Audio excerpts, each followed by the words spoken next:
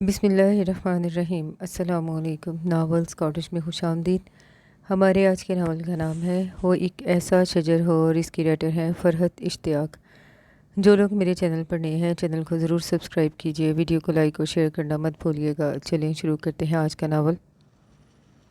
سناٹے کو چیرتی فائر کی آواز گونجی تھی اور ساتھ ہی کسی جانور کی خوفناک سی چنگھار بھی سنائی دی۔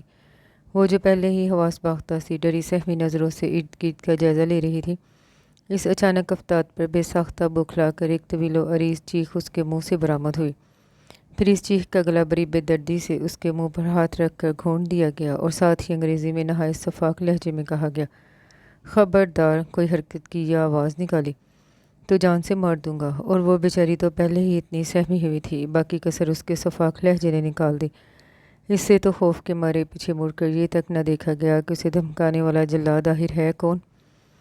وہ بدستور اس کے منہ پر ہاتھ رکھے اسے گھسیٹتا چند قدم پیچھے ہٹا اور پھر دور لا کر زور سے زمین پر پٹکتا ہوا بولا، بغیر کوئی آواز نکالے یہاں لیٹی رہو، پہلے ہی میرا سارا پلان چوپٹ کر دیا ہے، اگر ذرا سی بھی آواز نکالی تو چھوڑوں گا نہیں۔ آئلہ بیچاری تو اتنی پتھریلی اور کھردری زمین پر پٹکے جانے پر اپنی بازو سے نکلتا خون ہی دیکھتی رہ گئی اور وہ دوبارہ آگے بڑھ گیا۔ اس کی آنکھوں سے بے اختیار آنسو نکلے۔ یا اللہ، یہ کس جرم کی سزا ہے؟ اتنی خوفناک اور ویران جنگل میں اتنے خوفناک آدمی سے پالا پڑا ہے۔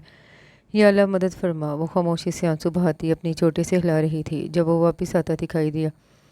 آئلہ نے دور سے اسے اپنی سمت آتے دیکھا تو نئے سرے سے سہم گئی۔ اس کی خوفناک سی دھمکی اسے بری طرح خوف زدہ کر گئی تھی۔ تمہاری وجہ سے میری اتنے دنوں کی محنت ضائع ہو گئی، اسٹوپڈ لڑکی۔ میرا دل کر رہا ہے تمہارا گلا دبا دوں۔ تمہیں اتنی بے تکی سی چیخ مارنے کی کیا ضرورت تھی؟ اگر اتنی ہی ڈرپوک ہو تو اس جنگل میں کیا کر رہی ہو؟ جا کر اپنے گھر آرام سے بیٹھو۔ وہ اس کے اوپر کھڑا ہوتا گھورتا ہوا بول رہا تھا، انداز ایسا تھا جیسے اسے کچا چبا جانا چاہتا ہو۔ 3 دن سے اس کی طاق میں تھا، آج جا کر یہ سنہری موقع میرے ہاتھ آیا تھا، پر تم پتہ نہیں کہاں سے نازل ہو گئی۔ نہ یوں فضول طریقے سے چیختی نہ وہ چونکتا، صرف تمہاری وجہ سے میرا نشانہ چونک گیا۔ اور گولی اس کی ٹانگ میں لگی۔ وہ بری طرح اس پہ برس رہا تھا اور وہ خاموشی سے آنسو بہانے میں مصروف تھی۔ پتہ نہیں وہ جھاڑیوں میں کہاں چھپ گیا ہے۔ زخمی شیر کو تو یوں چھوڑا بھی نہیں جا سکتا۔ اب تو میری بجائے وہ میری طاق میں ہوگا، آخر اسے اپنے زخمی کیے جانے کا انتقام بھی تو لینا ہے۔ وہ خود کلامی کرنے میں مصروف تھا۔ وہ کچھ سوچتے ہوئے اپنے آپ سے باتیں کر رہا تھا اور وہ رونا دھونا بھول کر بس زخمی شیر کے نام پر دہل گئی۔ اس کی خوف سے پھیلی آنکھوں میں پر نظر پڑی تو طنزیہ مسکراہٹ چہرے پر سجا کر بولا، تم تو اپنی خیر مناؤ، کیا پتہ میری بجائے تم ہی اس کے ہتھے چڑھ جاؤ۔ برائے یار ہے، 3 دن سے مجھے نچا کر رکھا ہوا ہے، کچھ تمہیں بھی تو سزا ملے یوں بے موقع چیخنے کی۔ اور پھر اس کے جواب کا انتظار کیے بنا وہ آگے بڑھ گیا۔ یہ تو شاید واپس جا رہا ہے اور وہ ہو مجھے اس سے ہیلپ مانگنی چاہیے، جیسا بھی آخر ہے تو انسان نہ، چاہے جلاد نما ہی صحیح۔ اس زخمی شیر سے تو بہتر ہے نا، اگر یہ بھی چلا گیا تو میرا کیا بنے گا؟ اس سوچ کا ذہن میں آنا تھا کہ وہ جو اتنی دیر سے مستقل ایک ہی اینگل میں بیٹھی تھی اٹھ کر اس کے پیچھے بھاگی۔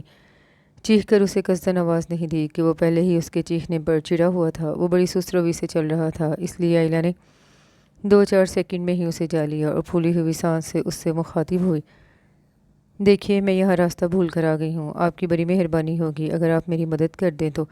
وہ جو اس کے بھاگ کر اپنے پیچھے آنے پر حیران تھا، اس کی بات سن کر بے نیازی سے بولا، اول تو مجھے خدمت خلق کا کوئی شوق نہیں، دوئم اگر ہوتا بھی تو تمہاری تو ہرگز نہ کرتا، میری طرف سے معذرت۔ اس پر ایک سخت غصے سے بھرپور نگاہ ڈال کر جیسے ہی آگے بڑھا، آئلہ اس کے سامنے آ گئی اور ہاتھ جوڑ کر بولی، پلیز آپ میری مدد کریں، آپ کو انسانیت کا واسطہ دیکھیں، میں جان بوجھ کر نہیں چیخی تھی، آپ مجھے معاف کر دیں، میں اس خوفناک جنگل میں خوف اور دہشت سے ہی مر جاؤں گی۔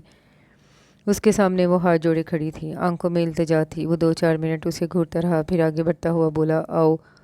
وہ جو اتنی دیر سے امید و بیم کی کیفیت میں کھڑی تھی ایک دم پرسکون ہو کر اس کے پیچھے چل پڑی، جبکہ وہ اس بات سے قطعاً بے نیاز نظر آ رہا تھا کہ وہ اس کے پیچھے آ رہی ہے یا نہیں۔ آئلہ تقریباً بھاگ رہی تھی لیکن پھر بھی اس سے کافی پیچھے تھی۔ بھاگتے بھاگتے اس کی ٹانگیں بری طرح شل ہو گئی تھیں، سانس پھول گیا تھا، لیکن وہ پھر بھی بھاگ رہی تھی، یوں جیسے اسے خوف ہو کہ وہ اسے چھوڑ کر چلا جائے گا۔ اسے شاید ایسے بھاگتے دوڑتے آدھا گھنٹہ گزر گیا تھا جب وہ ایک جیپ کے پاس جا کر رک گیا۔ ڈرائیونگ سیٹ پر بیٹھ کر اس نے ساتھ والی سیٹ کا دروازہ کھول دیا۔ آئلہ کے بیٹھتے ہی اس نے جیپ فل سپیڈ میں دوڑانا شروع کر دی۔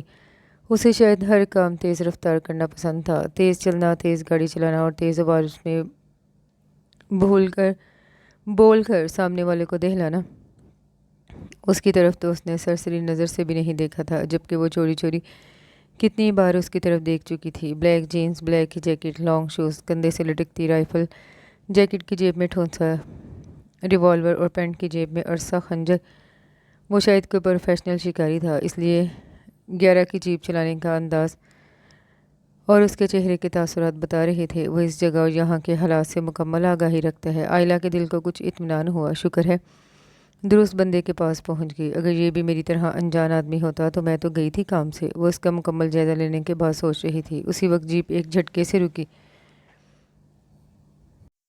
اس سے کچھ بھی کہے بغیر وہ ایک جھٹکے سے جیپ سے نیچے اترا اور سامنے نصب خیمے کا پردہ اٹھا کر اندر چلا گیا۔ وہ اس کی بدتمیزی پر کھول کر رہ گئی۔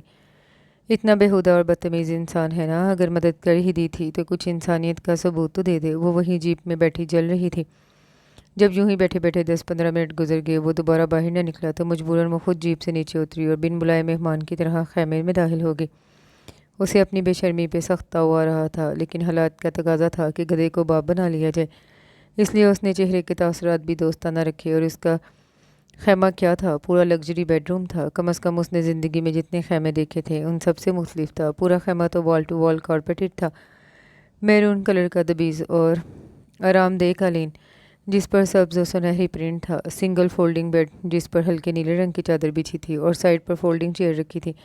ذرا آگے ایک میز تھی جس پر ٹائم پیس، ٹیپ ریکارڈر، 2-4 کتابیں اور سگریٹ کی ڈبیا رکھی تھی۔ بیڈ کے سامنے یعنی خیمے کی دوسری دیوار کے ساتھ 2 فلور کشن رکھے تھے، ایک ادھر ڈسٹ بن بھی تھا اور ساتھ ہی ایک میز پر چولہا رکھا تھا۔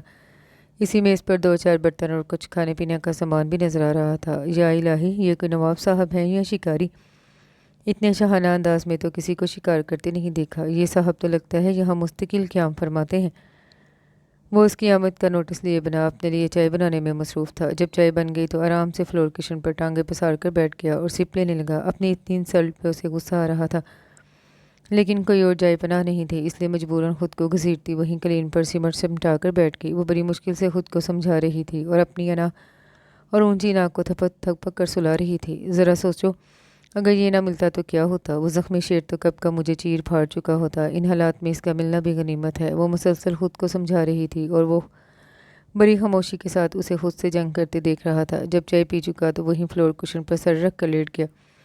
آئلہ نے 2-4 بار سر اٹھا کر اس کی طرف دیکھا، لیکن اس کی بند آنکھوں سے پتہ نہیں چل رہا تھا کہ وہ سو رہا ہے یا جاگ رہا ہے۔ کافی دیر گزر گئی۔ وہ جب اس کے ساتھ آئی تو 4:30 بج رہے تھے اور اب 6 ہو رہے تھے۔ صبح سے وہ جتنے مشکل حالات کا سامنا کر رہی تھی اب تھک کر نڈھال ہو چکی تھی اور کچھ غنودگی بھی طاری ہو رہی تھی۔ وہ نیند کو بھگانے کی پوری کوشش کر رہی تھی، لیکن اس خیمے کا آرام دہ ماحول اسے کامیاب نہیں ہونے دے رہا تھا۔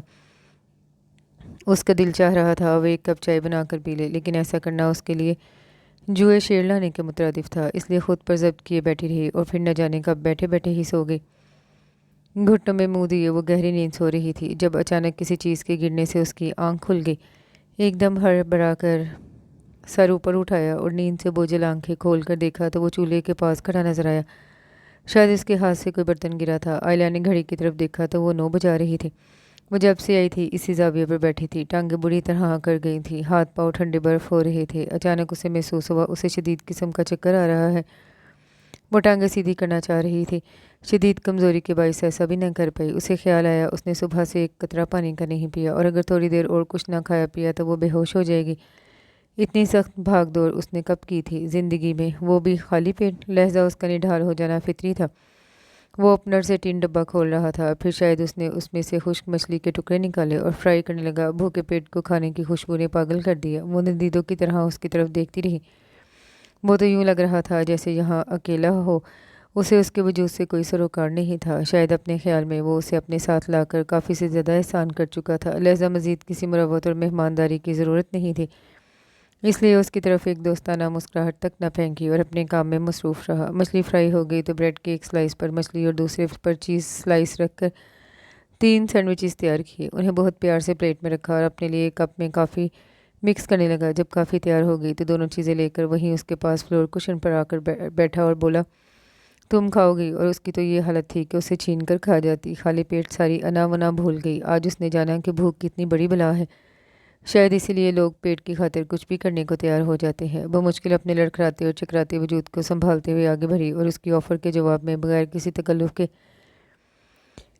प्लेट से एक सैंडविच उठाया और यूं खाने लगी जैसे उसके छीन जाने का खतरा हो। वो अपना खाना छोड़कर बहुत गौर से उसे देखने लगा, जो अथोपिया की कहजदगान में से कोई लग रही थी। 2-3 निवालों में उसने अपना सैंडविच ख़त्म कर लिया, मगर एक सैंडविच से तो उसका आधा पेट भी नहीं भरा था। उसने प्लेट उसके आगे की तो उसने फ़ौरन दूसरा सैंडविच उठाकर खाना शुरू कर दिया। इस वक्त भूख के सिवा कोई बात याद न रही। वो बेचारा जो अपने सैंडविच में से एक निवाला ले चुका था, वो भी उसके सामने रखी प्लेट में रख दिया और अपने बैग से बिस्किटों का एक पैकेट निकाल लाया।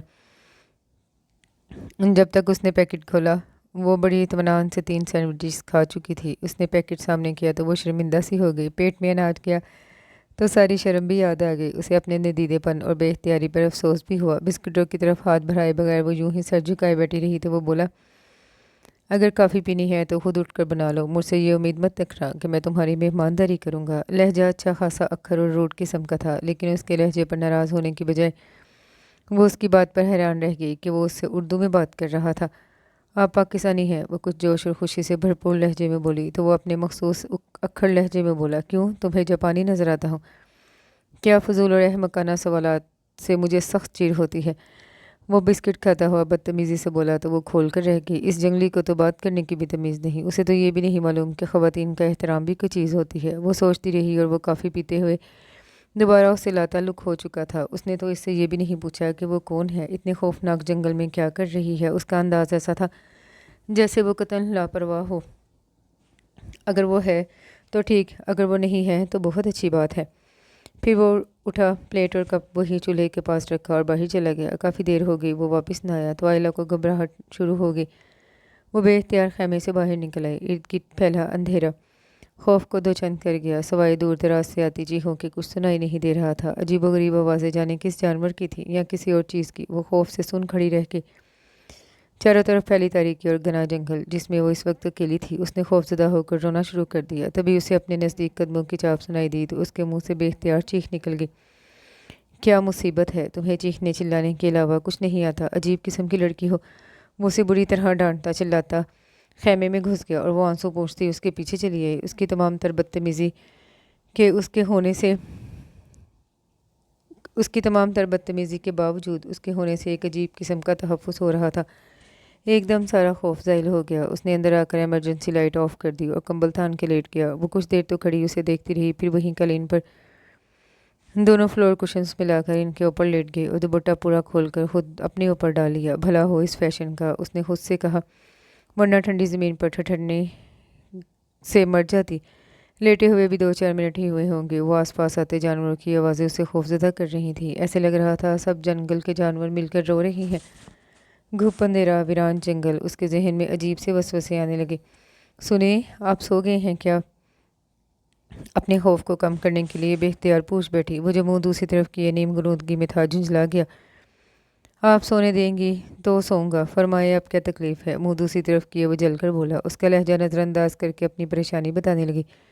हम यहाँ महफूज तो हैं ना? ऐसा ना हो हम सो रहे हों तो जानवर दरिंदा अंदर घुस आए, कोई सांप बिच्छू ही अंदर घुस आए। जवाब में उसने आहिस्तगी से अपने मुंह को उसकी तरफ मोड़ा, मुस्कुराहट से बोला, जानवर अंदर क्यों आएंगे? उन्हें अपनी ज़िंदगी अजीज़ नहीं? आखिर मलका आलिया यहाँ ख्वाब खरगोश के मज़े ले रही हैं। मैडम, आप चारों तरफ से महफूज हैं, किसी किस्म का कोई ख़तरा नहीं, आप पर आराम फरमाए। उसके तंजिया लहजे पर बुरी तरह तप गई, जबकि वो अपना मुंह दोबारा दूसरी तरफ करके सो गया। उसने आंखें बंद करके जितनी भी सूरतें थीं याद पड़ने लगी थी, अच्छी तरह पढ़ के खुद पर दम किया। इस वक्त उसे ध्यान आया, लैला और दानिश का सारा दिन अपनी उलझन परेशानी में गुजरने के बावजूद उनका ख्याल बराबर उसे परेशान करता रहा।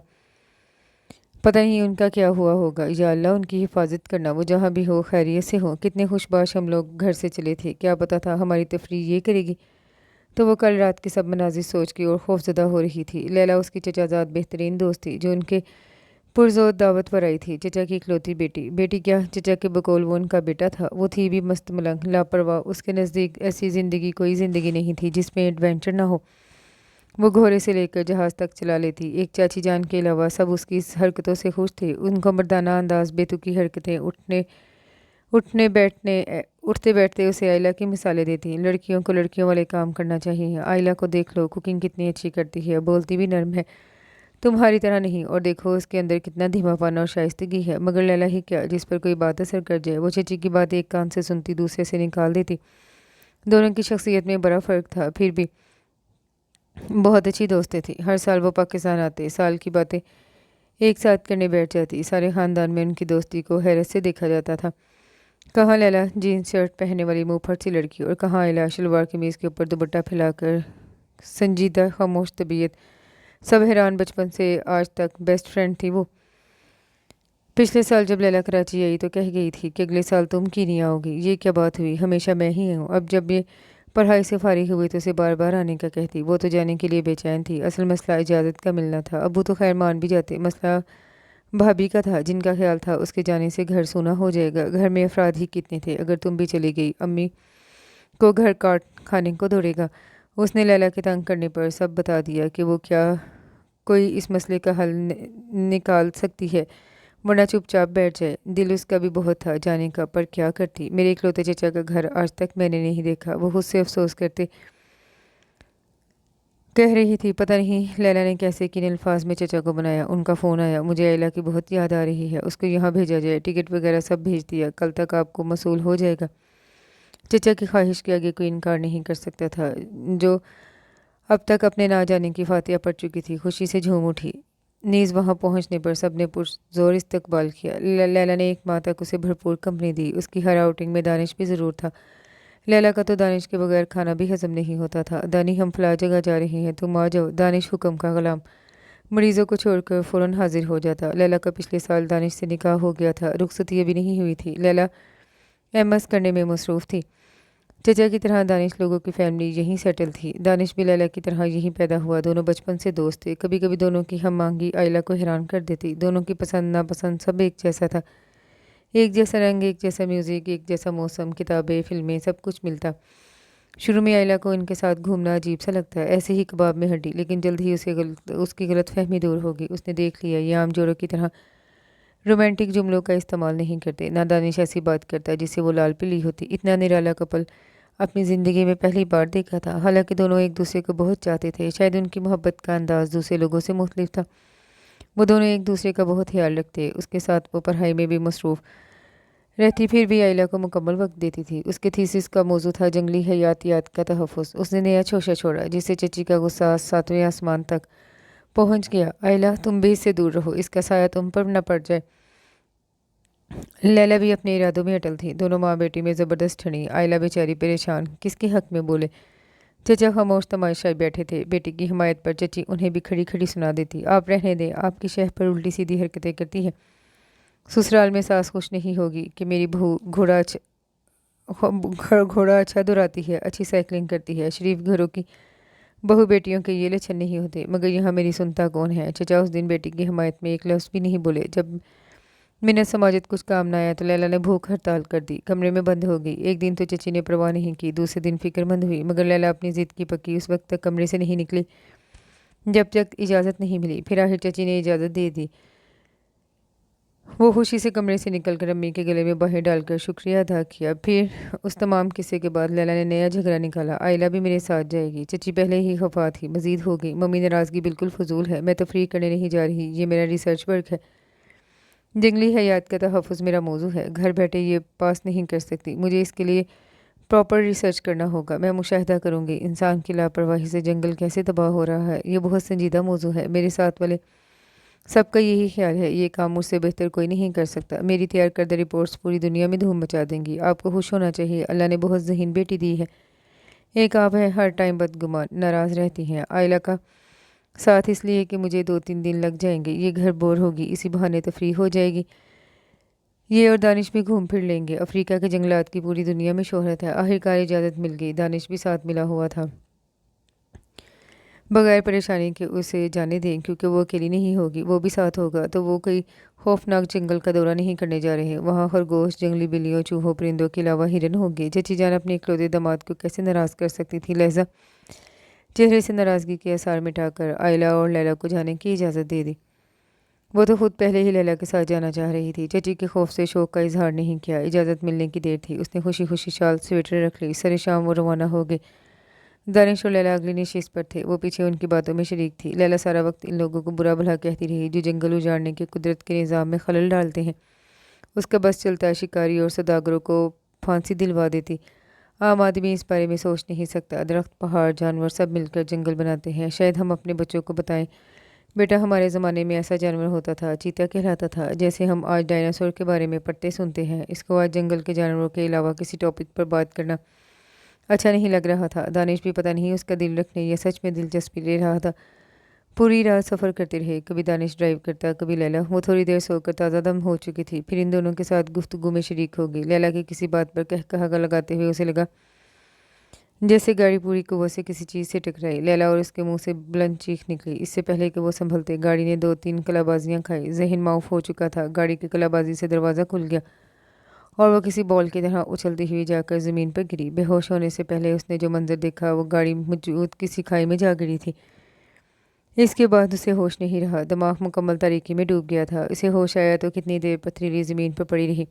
उसके सर के ऐन ऊपर सूरज अपनी शुआएं बिखेर रहा था। वो 10-15 मिनट यूं ही पड़ी रही। फिर अचानक याद आया कि इन लोगों के साथ क्या गुजरी। वो एकदम उठ खड़ी हुई। पता नहीं किसी की दुआ लगी या मुआवजा हुआ। इतनी बुरी तरह गिरने के बावजूद कोई ज़्यादा चोटें नहीं आई थी। कोहनियाँ थोड़ी छिल गई थी। अभी भी खून रिस रहा था। घुटने मामूली जख्मी हुए। वो अपनी चोटें नज़रअंदाज करके भागती हुई उस खाई की तरफ आई जहाँ गाड़ी गिरी थी। नीचे झुककर देखा, रोंगटे खड़े हो गए। वो खाई तो उसके तसव्वुर से भी गहरी थी। अच्छी तरह नजरें दौड़ाई कि गाड़ी के ही कोई आसार मिले। ना गाड़ी, ना इन दोनों का कुछ पता। बहुत बेफिक्रमंदी के साथ सोचते हुए थोड़ी देर गुजरी होगी। अचानक उसे ख्याल आया कि वो खुद कहाँ इस वक्त मौजूद है। ये कौन सी जगह है, वापसी का कौन सा रास्ता है। इन सवालात का आना था। वो इनको भूल भाल कर खुद की फिक्र में पड़ गई। एक माह में तो उसे वहाँ के बारे में कोई पता नहीं था। वो किसी तरह भी शहरी आबादी में पहुंच जाना चाहती थी। वो नहीं जानती थी पूरी रात सफ़र करके वो किस कस्बे में है। अटकल से चलती रही। चलते चलते उसके पाँव शल हो गई, यहाँ तक कि शाम के आसार होने लगे। वो बुरी तरह बेबस होकर वहीं बैठकर रोने लगी। उसे लग रहा था वो यूं ही जंगल में भटकती रहेगी। वापसी का रास्ता नहीं मिलेगा। शायद अब कभी अपने घर वालों से मिल नहीं पाएगी। वो बहुत रो रही थी। जंगल में जहाँ ना आदम था ना आदमजात। ये सोच कर ही वहशत हो रही थी कि यहाँ रात कैसे गुजारेगी। रात तो खुद ही खौफनाक होती है, ऊपर से जंगल। वो तो बहुत डरपोक सी लड़की थी जो कुत्ते बिल्लियों से डरती थी, हर जानवर से डरती। वो तो अकेले कमरे में सोने से डरती थी। ऐन उसी वक्त उसने एक फायर की आवाज़ सुनी। वो बुरी तरह खौफजदा होकर चीख पड़ी। फिर उसे वो मिल गया जो कम से कम इंसान तो था। वो अपनी खुशकिस्मती पर खुदा का शुक्र अदा कर रही थी जिसने इतने वीराने में एक जीता जागता इंसान मिला दिया। तमाम रात उसने अजीब कैफियत में गुजारी। कभी आंख लग जाती, कभी खुलती, कभी अचानक खौफजदा होकर बैठ जाती। रात के जाने कौन सा पहर था जब उसकी आंख गाड़ी के स्टार्ट होने से खुली। उसने आंखें फाड़ कर देखा मगर अंधेरा फैला हुआ था। अभी सुबह नहीं हुई थी। वो बदहवास होकर बगैर दुपट्टा ओढ़े बाहर निकल आई। सन्नाटे को चीरती गाड़ी दूर जा रही थी। वो पूरी रफ्तार से गाड़ी के पीछे भागी। सुने प्लीज़, रुक जाए, मेरी बात सुन ले प्लीज़। वो चीख कर आवाज़ें देने लगी। इस वक्त जब सारा जंगल सोया हुआ था, कोई आवाज़, कोई आहट न थी। उसकी आवाज़ किसी बाज़ गश्त की तरह जंगल में फैल रही थी। उसने गाड़ी रोक ली थी मगर वापस नहीं आया। वो खुद भागती हुई गाड़ी तक पहुंची। आप इतनी रात को मुझे अकेला छोड़कर कहाँ जा रही हैं? वो स्टीयरिंग पर हाथ रख के बेजार बैठा था। मोहतरमा, सुबह के 4 बजे हैं। रात कब की ख़त्म होगी? और जहाँ तक अकेले छोड़कर जाने का सवाल है, मैं नहीं समझता कि मैंने ऐसा कोई वादा किया था कि आपको अकेला नहीं छोड़ के जाऊँगा। इतनी बुज़दिल कम हिम्मत थी तो इस जंगल में क्या करने आई थी? वो कपड़े पहने कल की निस्बत काफ़ी फ्रेश लग रहा था। पता नहीं 4 बजे निकलने के लिए वो खुद कब जागा। आप मेरी मदद करें प्लीज़। आप मुझे यहाँ के किसी भी शहर कस्बे में पहुँचा दें। मैं आपका ये एहसान ज़िंदगी भर नहीं भूलूंगी। वो अखड़ेपन को कुछ कम करते हुए बोला, इस वक्त तो मुझे जाना है। वापस आऊँगा तो तुम्हें इस मसले पर बात करेंगे। वो जीप स्टार्ट करने लगा। वो उसके उदास चेहरे पर सरसरी सी निगाह डालकर उससे मुखातिब हुआ। कुछ खाना पीना हो तो वहाँ अंदर काले बैग कलर का बैग रखा है, उसमें खाने पीने का सामान है। इसके अलावा मेरी किसी चीज़ को छेड़ने या घुसने की ज़रूरत नहीं। हाथ मुँह धोना हुआ तो मेरा शाही हमाम। उसने इशारे से नजर आती झील दिखाई। और ये जा वो जा। वो कुछ देर जीप देखती रही। जब नज़रों से ओझल हो गई तो वापस खैमे में आ गई। कुछ देर यूं ही परेशान बैठी रही। उसने कहा तो है मदद करेगा, परेशान से कुछ नहीं होगा, बेहतर है हाथ मुँह धोकर खा पी लो। खुद को समझाती हुई उठ खड़ी हुई झील की तरफ आ गई। सुबह का उजाला हल्का हल्का फैलना शुरू हो गया। चिड़ियों की चहचहाहट, ठंडी पुरसुकून हवा उसे کچھ دیر تمام فکروں سے غافل کر گئے۔ اللہ نے دنیا کتنی خوبصورت بنا دی ہے، درخت، پھل پھول، بہتا صاف پانی۔ وہ کتنی دیر کھڑی وہاں کا حسن دیکھتی رہی۔ چرند پرند خدا کی حمد و ثنا میں مصروف تھے۔ وہ جھیل کے ٹھنڈے پانی سے منہ ہاتھ دھونے لگی۔ اس کی طبیعت ایک دم حشاش بشاش سی ہو گئی۔ وضو کر کے خیمے میں آ گئی۔ نہ قبلے کا پتہ، نہ نماز کے ٹائم کا، لیکن وہ اللہ کے حضور نیت کر کے کھڑی ہو گئی۔ نماز پڑھ کے اللہ سے اپنی پریشانی سے نجات کی دعا کی۔ اپنے لیے چائے کا بنانے کا سوچا اور چولہے کے پاس آ گئی۔ وہ شاید جلدی میں اپنے لیے چائے بنا کر گیا تھا، اس لیے چائے کے کپ سب ایسے ہی پڑے تھے۔ برتن دھونے کا تو کوئی انتظام نہیں تھا۔ وہ اس کے بتائے ہوئے کالے بیگ کی طرف بڑھی تاکہ کپ اور پتی وغیرہ نکال سکے۔ بیگ میں خشک میوہ جات کافی تھے، چینی، پتی، خشک دودھ بھی تھا، مگر کپ اوڑھنا تھا۔ مجبوراً وہ واپس جھیل تک گئی اور کپ وہاں سے دھو کر لائی۔ چائے کے ساتھ اس نے رات کا کھلا بسکٹ کا پیکٹ اٹھا لیا۔ 4 بسکٹ اور چائے کا کپ پی کر اس نے اللہ کا شکر ادا کیا جس نے ویرانے میں اس کی خوراک کا بندوبست کر دیا تھا۔ ناشتے سے فارغ ہو کر اس نے برتن دھو کر واپس رکھ دیے۔ اس کے بعد بستر کی چادریں جھاڑی، کمبل طے کیے۔ وہ شاید اس کے بے آرام ہونے کے خیال سے سب کچھ ایسے ہی چھوڑ گیا تھا۔ سب کام کر کے دیکھا، گھڑی کی سوئیاں آدھا گھنٹہ آگے ہوئی۔ وہ منع کر کے گیا تھا، مگر اکیلے ایسے کیسے رہتی؟ میز پر پڑی کتاب اٹھا کر پڑھنے لگی۔ شکاریات کے متعلق وہ مشکل سے 10 منٹ پڑھ پائی۔ اس کے بعد ٹیپ ریکارڈر آن کر لیا۔ اس میں بولے جانے والی زبان سے وہ قطعی ناآشنا تھی۔ باہر نکل کر آس پاس تفریح کا لطف یوں نہیں لے سکتی تھی۔ اگر راستہ بھول گئی تو کیا ہوگا؟ ساتھ جنگل ہے، کوئی جانور ٹکرا گیا تو کیا ہوگا؟ جانوروں کا خیال آیا تو دوسری دل دہلا دینے والی سوچ بھی ذہن میں آ گئی۔ اگر اس وقت کوئی جانور گھس آئے تو میں کیا کروں گی؟ وہ دل کو ہر طرح بہلانے لگی کہ وہ شکاری ہے، اسے یہ محفوظ جگہ لگی تو خیمہ لگایا۔ یقیناً یہاں کوئی خطرہ نہیں ہے۔ کچھ سمجھ نہ آیا تو وہ درود کا ورد کرنے لگی۔ صبح سے دوپہر، دوپہر سے شام وہ وہیں بیٹھی رہی۔ ناشتے کے بعد اس نے پانی تک نہ پیا۔ گھڑی نے 4 بجائے۔ اس نے شکر کیا کہ اب وہ آنے والا ہوگا۔ کل بھی ہم لوگ اسی وقت آئے تھے، مگر 4 تو کیا 6:30 ہو گئے اور وہ واپس نہیں آیا۔ اسے عجیب و غریب وہم ستانے لگا۔ وہ اسی شیر کا شکار کرنے گیا ہے۔ اس نے خود سے کہا، اگر وہ خود اس شیر کا شکار بن گیا تو کیا ہوگا؟ میں یہاں بیٹھی اس کا انتظار کرتی رہوں گی۔ اس خیال کا نہ تھا کہ وہ پورے خشوع و خضوع سے اس کی سلامتی کی دعا مانگنے لگی۔ 2 نفل پڑھ کر اس کے لوٹنے کی دعا مانگ رہی تھی کہ جیپ کے رکنے کی آواز آئی۔ شکر ہے خدایا، وہ اپنی دعاؤں کی قبولیت پر خوش ہوئی تھی۔ وہ اندر آیا تو اس نے دوپٹہ نماز کے سٹائل سے اوڑھا ہوا تھا۔ اس پر نظریں جمائے کھڑی تھی۔ شکر ہے آپ واپس آ گئے، میں تو بہت پریشان ہو گئی تھی۔ وہ خوشی اور مسرت سے اس سے مخاطب ہوئی۔ وہ اس کو گھورتا ہوا بیڈ پر بیٹھ گیا۔ سامنے کارپیٹ پر پتہ نہیں کیا پھینک دی۔ اس کے بعد اپنے شوز بڑے بے رحم انداز میں اتارے اور انہیں بھی دور پھینک دیا۔ وہ جو اپنی بات کا جواب نہ ملنے پر شرمندہ سی ہو گئی تھی، اس کے غصے اور ناراضگی والے انداز سے ڈر گئی۔ شرٹ کے بٹن کھول کر شاید شرٹ بھی پھینکنے کا ارادہ رکھتا تھا، مگر اس کو دیکھ کر رک گیا۔ کیا مصیبت ہے؟ میرے سر پر کیوں کھڑی ہو؟ پتہ نہیں کون سی منحوس گھڑی تھی، تم جیسی بلا نازل ہو گئی۔ اور وہ اس بے وجہ کی پھٹکار پر کھول کر رہ گئی، مگر حالات ایسے نہیں تھے کہ اسے کھڑی کھڑی سنا دے، اس لیے چہرے کو دوستانہ ہی رکھا، جیسے وہ کسی اور پر برس رہا ہو۔ اس کی طرف دیکھے بنا سگریٹ اور لائٹر اٹھا کر واپس بیڈ پر بیٹھ گیا۔ ایک کے بعد دوسری، تیسری کے بعد تیسری سگریٹ سلگاتا رہا۔ وہ اس کو خاموشی سے کھڑی دیکھتی رہی۔ اس وقت تو اتنے جلال میں لگ رہا تھا کہ ان سے بات کیسے کی جائے۔ وہ اپنے آپ سے بولی اور تھوکنی غلطی ہمت کر کے اس کے سامنے آ گئی۔ سنیں، آپ نے کہا تھا آپ میری مدد کریں گے۔ دیکھیں میرے گھر والے پریشان ہو رہے ہوں گے، آپ یہاں جو بھی قریب ترین شہر ہے وہاں تک مجھے پہنچا دے پلیز۔ ڈرتے ڈرتے اس نے وہ مشکل سے اپنی بات مکمل کی جو اس کے وجود سے بیگانہ غصے سے بولا، میں نے کوئی تمہارا ٹھیکہ نہیں لیا ہوا۔ کیا بات ہے، گھر والے پریشان ہو رہے ہوں گے، اکیلے جنگل کی سیر کرنے بھیج دیا تب پریشان نہیں ہوئے، لا کے مصیبت میرے سر پر ڈال دی۔ دیکھو بی بی، تم یہاں سے چلی جاؤ، میں اس ٹائم بہت غصے میں ہوں، تمہارا سرور پھاڑ دوں گا، مجھ سے بات نہ ہی کرو تو بہتر ہے۔ میں اکیلی نہیں تھی، ہم لوگوں کا بہت برا ایکسیڈنٹ ہو گیا تھا۔ وہ یہاں اپنی موجودگی کی وضاحت کرنے لگی۔ اس نے بیزاری سے ٹوک دیا، مجھے تمہاری غمزدہ داستان میں کوئی دلچسپی نہیں ہے، مہربانی مجھے معافی رکھو۔ یہاں رہنا ہے تو خاموشی سے رہو، ورنہ جہاں مرضی چلی جاؤ، جب تک اپنا ٹارگٹ اچیو نہیں کروں گا میں یہاں سے کہیں نہیں جاؤں گا۔ تمہارے اوپر میرا یہی احسان کافی ہے، تمہیں یہاں رہنے دیا، اس سے زیادہ مجھ سے توقع نہیں رکھنا۔ وہ جو اتنی دیر سے بلا وجہ ڈانٹ سن رہی تھی، اس کے اس طرح بات کرنے سے غصے سے پاگل ہو گئی۔ یہ جنگلی خود کو سمجھتا کیا ہے؟ اتنی باتیں تو پوری زندگی کسی سے نہیں سنی۔ رکھیے اپنا احسان سنبھال کر، مجھے ضرورت نہیں اتنے بدتمیز انسان کا احسان لینے کی جسے ذرا بھی احساس نہیں۔ میں کمزور، بے بس، پریشان لڑکی ہوں، آپ کی ہم وطن، ہم مذہب بھی ہوں، آپ کے لیے درندے انسانی جان سے زیادہ اہمیت رکھتے ہیں۔ جا رہی ہوں میں یہاں سے، بھرائی ہوئی آواز میں بولتی باہر کی طرف قدم بڑھانے لگی۔ وہ اسے دیکھ رہا تھا، आंखों में हैरानगी भी थी। अब मैं चाहे सिसक सिसक के मर जाऊं, आपसे मदद नहीं मांगूंगी, इतनी अना मुझ में भी है। मगर जाते जाते बता दूं, आप एक बदतमीज़, जंगली और बदअखलाक इंसान हैं जो किसी को तकलीफ़ पहुंचाने के कुछ सिवाय किसी दूसरों को तकलीफ़ पहुंचाने के कुछ नहीं करते। मैं मर गई तो मेरा खून आपके सर होगा। आंसू साफ करते हुए बाहर निकल गई। उसे अपना रोना अच्छा नहीं लग रहा था। अब वहाँ से आ गई तो रोना क्यों?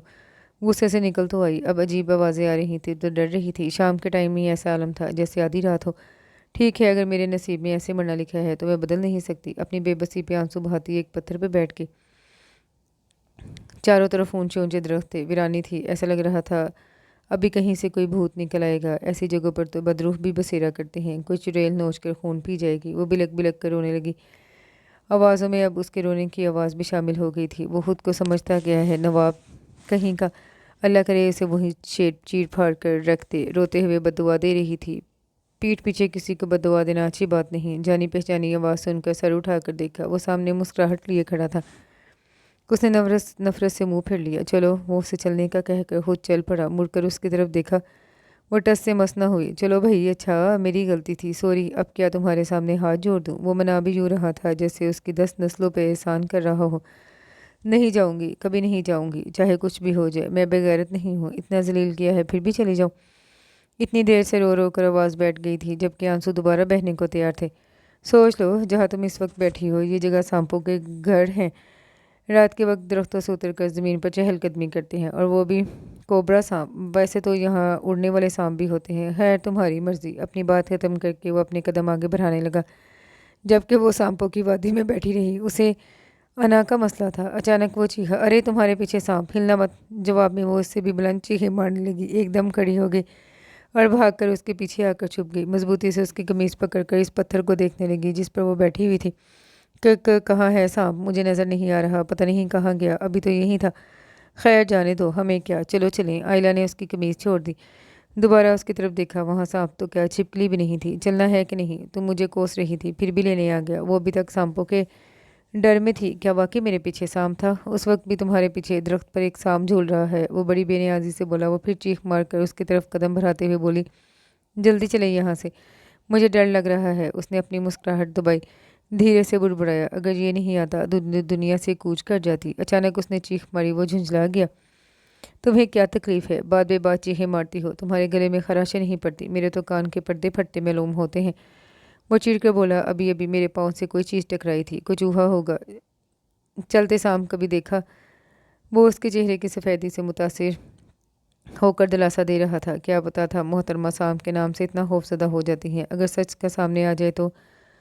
उसने उसके पाँव की तरफ देखा। तुम नंगे पाँव हो? आपने इतनी बदतमीजी की? मैं गुस्से में नंगे पाँव ही आ गई। मैंने बदतमीजी की थी? वो हैरान होकर बोला, लड़की झूठ मत बोलो, उल्टा तुम मुझे जंगली बेहुदा क्या क्या बोली थी। ये मेरी आला ज़र्फ़ी है, मैं फिर भी तुम्हें लेने आ गया। वो नए सिरे से तब गई। अच्छा, पहले मुझे मनहूस मुसीबत बला किसने कहा था? अच्छा चलो, हिसाब बराबर। किसी का किसी पर उधार नहीं रहा। मेरा ख्याल है अब झगड़ा ख़त्म कर देना चाहिए। तशरीफ़ लाएं मेरी नहायत काबिल एहतराम और मुअज़्ज़ज़ मेहमान। अगर आप अंदर आकर मेरे गरीब खाने को रौनक बख्शें तो मैं अपनी खुशकिस्मती समझूंगा। वो आजिज़ी से बोल रहा था। वो अंदर दाखिल हुई तो वो भी उसके पीछे पीछे अंदर आ गया। मेरे ख्याल से बात बात पर ऐसे चिढ़ जाना, इसलिए अपनी सेहत का ये हाल किया हुआ है। खुश रहा करो, वरना कुछ अरसे बाद लोग तुम्हारा नाम चिड़चिड़ी रख देंगे। वो चूल्हे की तरफ बढ़ा और उससे बोला, कुछ खाया था दोपहर को? जवाब में उसने नफ़ी में सर हिला दिया। सुबह चाय और बिस्किट खाए थे। देखो, अगर तुम बीमार पड़ गई ना तो मुझसे तवक्का मत रखना, मैं तीमारदारी करूँगा। मैं तो चलो काम की धुन में खाने पीने से गाफिल रहा, लेकिन तुम? वो उसे डांट रहा था जबकि वो खामोश थी। चलो, तुम भी क्या याद करोगी? मैं आज तुम्हें मज़ेदार पास्ता बना कर खिलाता हूँ। वो अचानक ही मेहरबान हो गया। वो उसके बदलने पर बेहरान थी। उसने बैग से पास्ते का पैकेट निकाला। छोटी सी पतीली निकाल कर वहाँ पास पड़े कैन से पानी डालकर उबलने के लिए रख दिया। वो उसे देख रही थी। उसके काम करने का अंदाज अनारी था। वो सुघर उसके फोड़पन को बर्दाश्त नहीं कर सकी। उसके पास आ गई और बोली, आप रहने दें, मैं बना देती हूँ। जवाब में उसने कंधे उचकाए। Most welcome. ये काम भी मेरे लिए दुनिया का मुश्किल तरीन काम है। अगर अब्दुल्ला यहाँ होता आप उसके हाथ का खाना खाकर खुश हो जाती, मगर अफसोस वो चूल्हे से हट गया। थोड़े से पानी में पास्ता भरा हुआ था। बेचारों को डूबने के लिए चुल्लू भर पानी भी नसीब नहीं हुआ। वो बोल के हंस रही थी। वो उसे हंसता देख के हैरान था। क्या हुआ? کچھ نہیں۔ پھر اس نے اوپر اوپر سے تھوڑا سا پاستا نکال لیا اور بولی اگر آپ کی اجازت ہو تو آپ کے بیگ سے نمک لے سکتی ہوں، جو چاہے لے لو، کھانا جلدی کھلا دو، تمہیں بھی ثواب ملے گا، پورے دن کا پیاسا بھوکا ہوں، مزید کسر تم نے منتیں کروانے میں کر دی۔ وہ خود ہی بیگ سے نمک نکال کر لے آیا اور پوچھنے لگا اور کچھ چاہیے؟ ہاں ایسا کرے، مچھلی اور مشرومز کا ایک ڈبہ لے آئے۔ سامان کا تفصیلی جائزہ تو وہ صبح لے چکی تھی، بڑی سعادت مندی سے دونوں چیزیں لے آیا اور خود ہی کھول کر اسے دی۔ پاستا بوائل ہو گیا، اس کا پانی کہاں پھینکوں؟ تو وہ بولا لاؤ میں باہر پھینک آؤں۔ اس ٹائم بڑا ہی اچھا بچہ بنا ہوا تھا، اسے شدید بھوک لگی تھی، اس ڈر سے اسے نہیں دیا پانی کے ساتھ سب پھینک نہ دے۔ وہ خود ہی اٹھا کر باہر لے گئی، وہ بھی اس کے پیچھے پیچھے۔ پھر وہ جتنی دیر مشروم اور مچھلی کو بھون رہی تھی وہ بھی ساتھ کھڑا دیکھ رہا تھا۔ فرائی کے بعد اس نے چیزیں مکس کی پتیلی میں اور پلیٹ میں نکالنے لگی تو وہ گہری سانس لیتا ہوا بولا خوشبو تو زبردست آ رہی ہے۔ پلیٹ اس کے ہاتھ میں پکڑا کر اپنے لیے ڈالنے لگی فرائنگ پین میں، کیونکہ یہاں سب چیزیں ایک ایک تھی، چمچ بھی ایک۔ وہ اپنی پلیٹ پکڑ کر کارپیٹ پر بیٹھا اس کا انتظار کر رہا تھا۔ اپنے لیے پتی کے ڈبے سے چمچ نکال کر اس سے ذرا فاصلے پہ بیٹھ گئی۔ وہ بڑی رغبت سے کھانے لگا، بڑے دنوں بعد اسے کوئی ڈھنگ کا کھانا ملا تھا۔ وہ کھانے کی تعریف کر رہا تھا، خالی پلیٹ کر کے اور نکال کے لے آیا جبکہ وہ کھا پی کے فارغ ہو گئی تھی۔ کیا ہوا، تم اتنی جلدی کھا چکی؟ وہ حیران ہوا، کل اس کا ندیدہ پن اپنی آنکھوں سے دیکھ چکا تھا اور لونا اتنا تھوڑا سا کھایا ہے۔ وہ شاید خلوص سے بول رہا تھا مگر آئلہ کو لگا کل کے حوالے سے طنز کر رہا ہے۔ میں اتنا ہی کھاتی ہوں شکریہ۔ اس کے جواب میں وہ خاموش ہو کر کھانا کھانے لگا۔ اس نے سوچا اسے اپنے حالات اب تفصیل سے سنا دینے چاہیے تاکہ اسے پتہ چلے میں ایسی ویسی لڑکی نہیں ہوں۔ کل تو میں پورا دن بھوکی پیاسی جنگل میں بھٹکتی رہی، لیلا کے نیچر نے سب کو مروا دیا، وہ ابھی ٹھیک سے بات بھی نہیں کر پائی تھی۔ اس نے بوریت سے ٹوک دیا، ظاہر ہے کوئی ایکسیڈنٹ ہی ہوا ہوگا، شوق میں تو تم یہاں نہیں پھر رہی تھی، اس ذکر کو رہنے دو۔ وہ دوسری بار اس کے اوپر گزری بات سننے سے روک گیا۔ اس کا پھولا منہ دیکھ کر وہ ہنس دیا، دیکھو اس میں ناراض ہونے والی کوئی بات نہیں، میں تھوڑا عجیب ہوں، کسی کی تکلیف نہیں دیکھی جاتی، آپ کی بھی کہانی دردناک آہو سسکیوں والی ہوگی۔ اس وقت میرا رونے کا موڈ نہیں، اور اس وقت تم سناؤ گی تو خود بھی روگی۔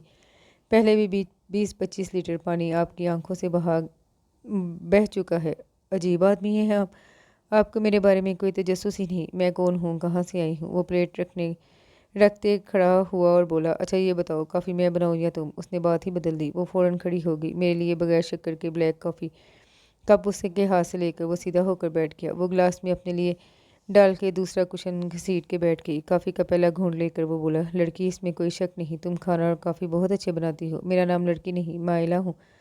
وہ بار بار لڑکی سن کر تنگ آ چکی تھی تو اسے ٹوک دیا، اوہ آئلہ اکرام، میں بھی کتنا بھلکر ہوں، اخبارات میں آئے دن آپ کی نیوز چل رہی، بس ذہن سے نکل گیا۔ اس کی آنکھوں میں شرارت تھی۔ آئلہ نے اس کے بعد اس کے ساتھ کوئی بات نہیں کی۔ کافی پی کر گلاس اٹھا کر میز پر رکھا اور واپس کشن پر بیٹھ گئی۔ وہ اس کی خاموشی کو انجوائے کر رہا تھا۔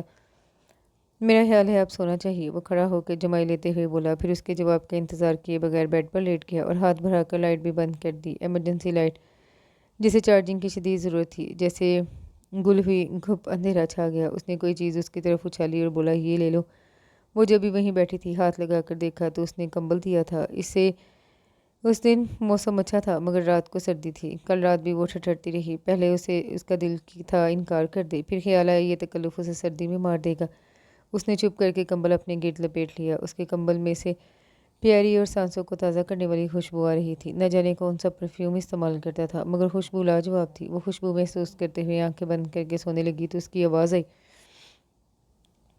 میں تمہیں کل صبح ہی چھوڑ آتا ہوں۔ اپنے دوستوں سے لگائی شرط اور اپنی شکست کو بھول گیا، مگر یہاں مسئلہ یہ ہے کہ اس کا شکار اب میری ضد کا مسئلہ نہیں بلکہ کئی انسانی جانوں کے تحفظ کا بھی سوال ہے۔ ہم تو بس شکار کرنے چلے آئے تھے، اس کی چالاکی سے میرے سب دوستوں نے سرنڈر کر دیا اور چلے گئے، مگر میں نے ہار نہیں مانی، مجھے ہار سے نفرت ہے۔ ان کے جانے کے بعد میں مشن میں ڈٹ گیا۔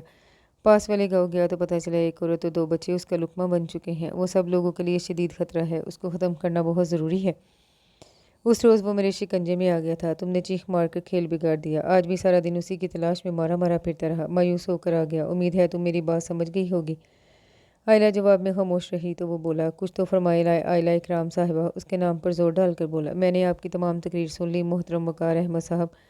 وہ ہنس پڑا، اتنے اندھیرے میں دکھائی نہیں دیا، آواز ہنسی کی آئی، بہت خوب، ویسے تم نے میرا نام کیسے معلوم کر لیا؟ آپ کا تازہ انٹرویو سنا تھا، وہیں سے اسے ادھار رکھنا نہیں آتا تھا اس لیے بولتی گئی۔ وہ بے ساختہ بولا، تم نے پڑھا تھا میرا انٹرویو؟ تبھی میں سوچ رہا تھا تم مجھ سے امپریس کیوں ہو، ویسے آپ سڈنی آ کر دیکھو، میں وہاں کتنا مشہور ہوں، وہاں کی میگزینز میں میرے مکالمے چھپتے ہیں، لوگ میرے آگے پیچھے پھرتے ہیں۔ ہاں، آپ کو میاں مٹھو بننے کا بہت شوق ہے۔ وہ چڑ گئی۔ آئلہ خاتون، اسے میاں مٹھو نہیں، خود شناسی کہتے ہیں۔ صرف آئلہ ہوں میں۔ وہ چڑ گئی۔ خود شناسی نہیں، خود پسندی کہتے ہیں۔ Good night. وہ کروٹ بدل کے سو گئی۔ وہ بولا، صرف آئلہ، اگر یہ خود پسندی ہے تب بھی کچھ غلط نہیں۔ آج دن کے تمام واقعات سوچ کر نہ جانے کب اسے نیند آ گئی۔ اس کی آنکھ کھلی تو وہ چولہے کے پاس کھڑا تھا، چائے پی رہا تھا، میز پر موم بتی جلا رکھی تھی۔ گردن موڑ کے اسے دیکھا، جو چائے اور سلائس تیز تیز کھا رہا تھا۔ گیلے بال، بکھرے بال بتا رہے تھے صبح نہایا ہے۔ گھڑی آج بھی کل کی طرح 4 بجا رہی تھی۔ ہلکی نیلی جینس پر سلور ٹی شرٹ پہن رکھی تھی۔ اسے اپنی طرف دیکھتے پا کر مسکرا کے بولا، سو جاؤ، ابھی بہت صبح ہے۔ وہ خاموش پڑی رہی۔ کپ رکھ کے وہ اپنے بیگ سے رائفل ریوالور نکالنے لگا۔ اس کے بعد شوز پہنے، گھڑی باندھی، نکلنے لگا تو وہ اٹھ کر بیٹھ گئی اور بولی، اگر وہ 1 ہفتہ آپ کے قابو میں نہیں آیا تو آپ یہی رہو گے؟ ہفتہ کیا، سال بھی نہیں آیا تو میں یہی رہوں گا۔ وہ پریشان ہو کر بولی، کچھ میرے حال پر رحم کرے، میرا کیا قصور ہے؟ رہنا یہاں، مزے سے کھاؤ پیو، مجھے بھی کھلاؤ، ثواب کماؤ۔ اچھا، باقی باتیں رات کو ہوں گی، اللہ حافظ۔ وہ اس کے پریشان چہرے پر نگاہ ڈال کر نکل گیا۔ اس کے جانے سے نیند کہاں آتی، اس کے ہونے سے عجیب سا تحفظ ملتا تھا۔ اس کے جاتے ہی وہ ختم ہو جاتا۔ وضو کر کے نماز پڑھی، ناشتہ کیا، سارا پھیلاوا سمیٹا، کارپیٹ پر بیٹھ کر ٹائم گزارنے لگی۔ کتنا گندا حلیہ میرا ہو رہا ہے، کاش کے دوسرے کپڑے ہوتے تو بدل لیتی۔ اس کی نفاست پسند طبیعت کو گراں گزرا۔ اچانک اس کو خیال آیا، اٹھ کھڑی ہوئی۔ اسے کیا پتہ چلے گا، وہ تو شام کو آئے گا، تب تک میرے کپڑے سوکھ بھی گئے ہوں گے اور میں اسے اسی حلیے میں نظر آؤں گی۔ وہ اپنے آپ کو سمجھاتی ہوئی شجر ممنوعہ کی طرف بڑھی۔ پہلے بیگ میں تو شکار کا سارا سامان تھا، دوسرے بیگ میں کپڑے دیکھ کر ایکسائٹڈ ہو گئی۔ کپڑے ایسے نکالے کہ اسے پتہ بھی نہ چلے کہ کوئی اس کے بیگ میں گھسا تھا۔ بڑی احتیاط سے صابن شیمپو نکال کر جھیل کی طرف آ گئی۔ خوب اچھی طرح گھٹنوں تک پیر دھوئے، 2 مرتبہ بالوں میں شیمپو کیا۔ کہاں وہ روز نہانے والی اور کہاں یہ حال۔ خوب اچھی طرح منہ ہاتھ دھو کر وہ خیمے میں آئی، کپڑے بدلے، اس کے برش سے بال سلجھائے اور واپس جھیل پر آ کر کپڑے دھوئے، خوب نچوڑ کر تاکہ جلدی سوکھ جائے، اور وہیں خیمے کے پاس پتھر پر ڈال دیے۔ دھوپ کھاد سی تیز تھی، آدھے گھنٹے میں سوکھ جائیں گے، اس نے خود کو تسلی دی اور خیمے میں آ کر بیٹھ گئی۔ کپڑوں کے سوکھنے کا انتظار کرنے لگی۔ بے شک وہ موجود نہیں تھا، اس کی چیزیں استعمال کر کے خود کو چور محسوس کر رہی تھی۔ عین اسی وقت جیپ کے رکنے کی آواز آئی۔ اس کی سانس نیچے اوپر ہو گئی۔ اس کا دل کیا چھپ جائے، غائب ہو جائے، اسے بھی آج ہی جلدی آنا تھا۔ وہ جیسے اپنے چھپنے کی جگہ تلاش کرنے لگی۔ وہ جیسے اندر داخل ہوا، ظاہری بات تھی، چھوٹی سی جھونپڑی میں آتے ہی پہلی نظر اس پر پڑی۔ وہ بالکل سامنے کھڑی تھی۔ اتنے قداور انسان کے کپڑے اس کے جسم پر کیسے سما سکتے تھے؟ جینس کے پہنچوں کو پتہ نہیں کتنی بار فولڈ کر کے پوری کی، کندھے بھی کہاں کے کہاں پہنچے ہوئے تھے۔ وہ اتنی بری طرح اپنی زندگی میں کبھی شرمندہ نہیں ہوئی تھی جتنا اب ہونا پڑ رہا تھا۔ اندر داخل ہوتے ہی حیرانی سے اسے دیکھا، جو سر جھکائے شرمندہ کھڑی تھی، اتنی سخت بھی نہیں تھی کہ نظر اٹھا کر اس کی طرف دیکھتی۔ وہ اسے نظر انداز کرتا اندر بھرا، بیگ سے ریوالور اور دوسری چیزیں نکالنے لگا۔ 2-3 منٹ میں وہ اپنا کام کر کے پلٹا۔ وہ ابھی تک بت بنی کھڑی تھی۔ تمہیں کس نے سزا میں کھڑا کیا ہے؟ بیٹھ جاؤ آرام سے۔ میرا ریوالور تنگ کر رہا تھا تو دوسرا لینے آیا ہوں۔ وہ باہر جانے لگا، پھر رک کر بولا، کل کی طرح بھوکے مت رہنا، کچھ کھا لینا۔ اس نے سر اٹھا کر دیکھا، وہ اسے دیکھ رہا تھا، عام سا، جیسے کوئی بات ہی نہیں ہے۔ بڑی مشکل سے سر کو ہلایا۔ وہ بس جواب کا منتظر تھا۔ جواب ملتے ہی وہ جا چکا تھا۔ وہ خود کو کوسنے لگی، کیا سوچا ہوگا اس نے میرے بارے میں؟ اسے رہ کر افسوس ہو رہا تھا۔ اس سے تو اچھا تھا میں پوچھ کر اس کے کپڑے لے لیتی۔ شرمندگی سے وہ بات بہتر تھی، مگر عقل کس کو آئے؟ اس کے کہنے کے باوجود وہ غصے سے بھوکی رہی۔ اس کے کپڑے جیسے سوکھے، اپنے پہن کر اس کے اتارے، جیسے بڑا گناہ کر دیا ہو۔ اپنے ریڈ اینڈ بلیک سوٹ پہن کر اس کی جان میں جان آئی۔ اگرچہ آئلہ نے اس کے کپڑے تھوڑی دیر ہی پہنے، اخلاق کا تقاضا تھا دھو کے رکھے جائیں، اس لیے دھو کر سکھائے، پھر اسی طرح طے کر کے بیگ میں رکھ دیے۔ اور سارا دن یہی کام، کبھی ایک جوڑا دھل رہا، کبھی دوسرا، پھر سکون کا سانس لیا، پھر بالوں کو سلیقے سے باندھا اور کارپیٹ پر بیٹھ گئی۔ 6 بجے اس کی واپسی ہوئی۔ وہ ابھی بھی وہیں بیٹھی ہوئی تھی۔ اندر آتے ہی اس نے بڑی بھرپور نظروں سے اس کا جائزہ لیا۔ آئلہ نے اسے دیکھا تو وہ گہری نظروں سے اسے دیکھ رہا تھا، نگاہوں کا زاویہ بدلتے ہوئے بولا، کیا حال چال ہیں صرف آئلہ آپ کے؟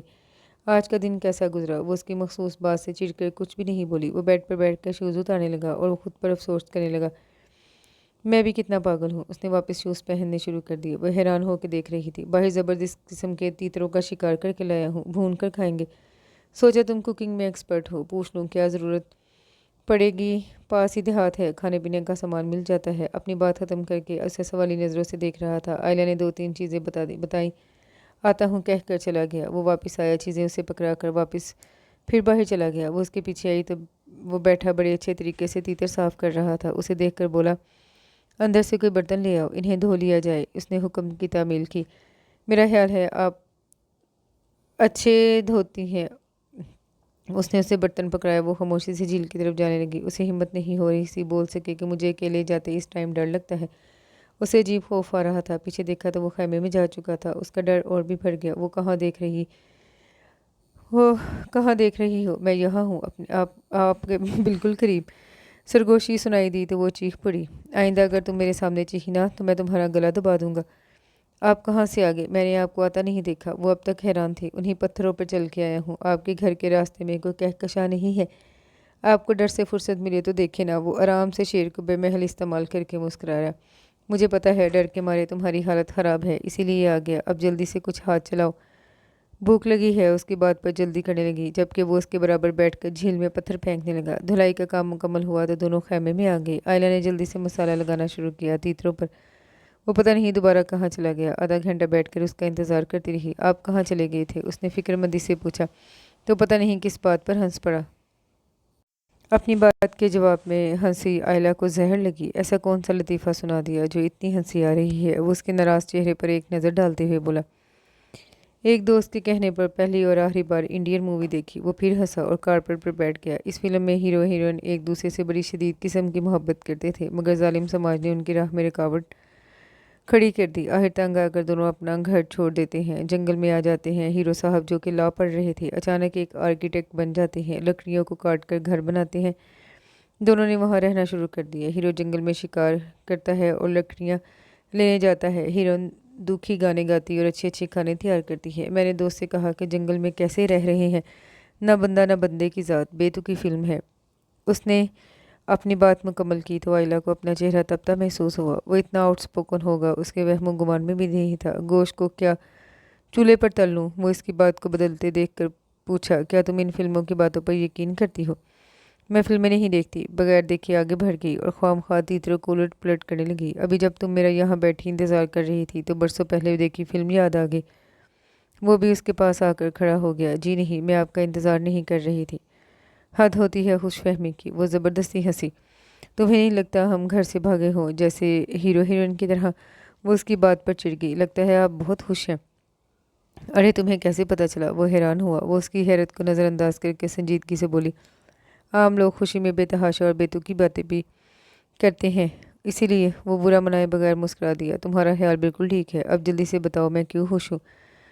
آپ کی خوشی غالباً چیتوں شیروں تک محدود ہے، انہیں کے مطابق کوئی بات ہوگی۔ مان گئے بھی تمہاری ذہانت کو۔ اب جلدی سے یہ اٹھا کر باہر چلو، وہاں میں نے تمہاری دعوت کا انتظام کیا ہے۔ وہ مسالہ لگے تیتروں کو اٹھا کر اس کے پیچھے باہر آ گئی۔ خیمے سے کچھ فاصلے پر اس نے لکڑیاں جلا رکھی تھیں، سیخوں سے ملتی جلتی چیز، پتہ نہیں کہاں سے لایا ہوگا۔ وہ سیخوں پر تیتے چڑھاتے بولا، تم نے کبھی ایسا ڈنر کیا؟ آئلہ نے نفی میں سر ہلا دیا۔ وہ بھی اس کی مدد کرنے لگی۔ گوشت کے بھوننے کی، لکڑیوں کے جلنے کی خوشبو ماحول کو خوبصورت بنا رہے تھے۔ ایسے لگ رہا تھا جیسے دونوں پکنک منا رہے ہوں۔ کچھ دیر کو تو وہ بھول ہی گئی کہ وہ کن حالات کا شکار ہوئی تھی۔ گھر والے کیسے پریشان ہو رہے ہوں گے۔ چاند نے جیسے اپنی ساری چاندنی یہی نچھاور کر دی۔ ماحول کا اثر تھا یا تیتر واقعی مزیدار تھے؟ وہ اس سے بولی، اتنا شاندار ڈنر میں نے پہلے کبھی نہیں کیا۔ یہ ڈنر مجھے ساری زندگی یاد رہے گا۔ وہ گرم گرم سیخ سے بوٹی اتارتے ہوئے بولا، ہمارے ساتھ رہو گی تو ایسے ہی مزے آئیں گے۔ پھر بولا، آج میں نے اس کا کام تمام کر دیا۔ بہت چلاک بنتا تھا، اس کو مارنے کے لیے بہت بڑے شکاری ناکام لوٹ گئے۔ یہ میرا زندگی کا شاندار کارنامہ ہے۔ میرے دوست تو خوشی سے پاگل ہو جائیں گے۔ وہ بے حد خوش تھا۔ اس کی بات سن کر وہ بھی اچھل پڑی۔ اس کا مطلب اب آپ مجھے چھوڑ آئیں گے؟ وہ اس پر تفصیلی نگاہ ڈالتے بولا، تمہیں چھوڑنے کا کیا مطلب؟ تمہیں لگتا ہے میں یہاں مزید قیام کروں گا؟ میں تو رات میں ہی چلا جاتا، مگر مسئلہ تمہارا ہے۔ میرا کیا مسئلہ؟ ابھی چلے نا، آپ کو میری وجہ سے کوئی پرابلم نہیں ہوگی، میں وعدہ کرتی ہوں آپ کو بالکل پریشان نہیں کروں گی۔ وہ گہری سانس لے کر بولا، پاگل ہو تم، پتہ نہیں تمہارے گھر والوں نے اتنے خطرناک جنگل کیسے آنے دیا۔ اس کی بات پر چڑھ کے بولی، میری ساری بات کبھی سنی ہی نہیں تو مہربانی کر کے خاموشی رہیں۔ وہ اس کی بات پر کہا لگا کر ہنسا، اچھا دل چھوٹا نہ کرو اور سناؤ، میں خاموشی سے سنوں گا۔ وہ اس کے شرارتی لہجے سے چڑ گئی اور اٹھ کر چل پڑی۔ دیکھو ابھی اتنا اچھا کھانا کھلایا ہے، اسے غصے میں ضائع مت کرو، ورنہ تمہارے گھر والے سوچیں گے میں نے کچھ کھلایا پلایا نہیں۔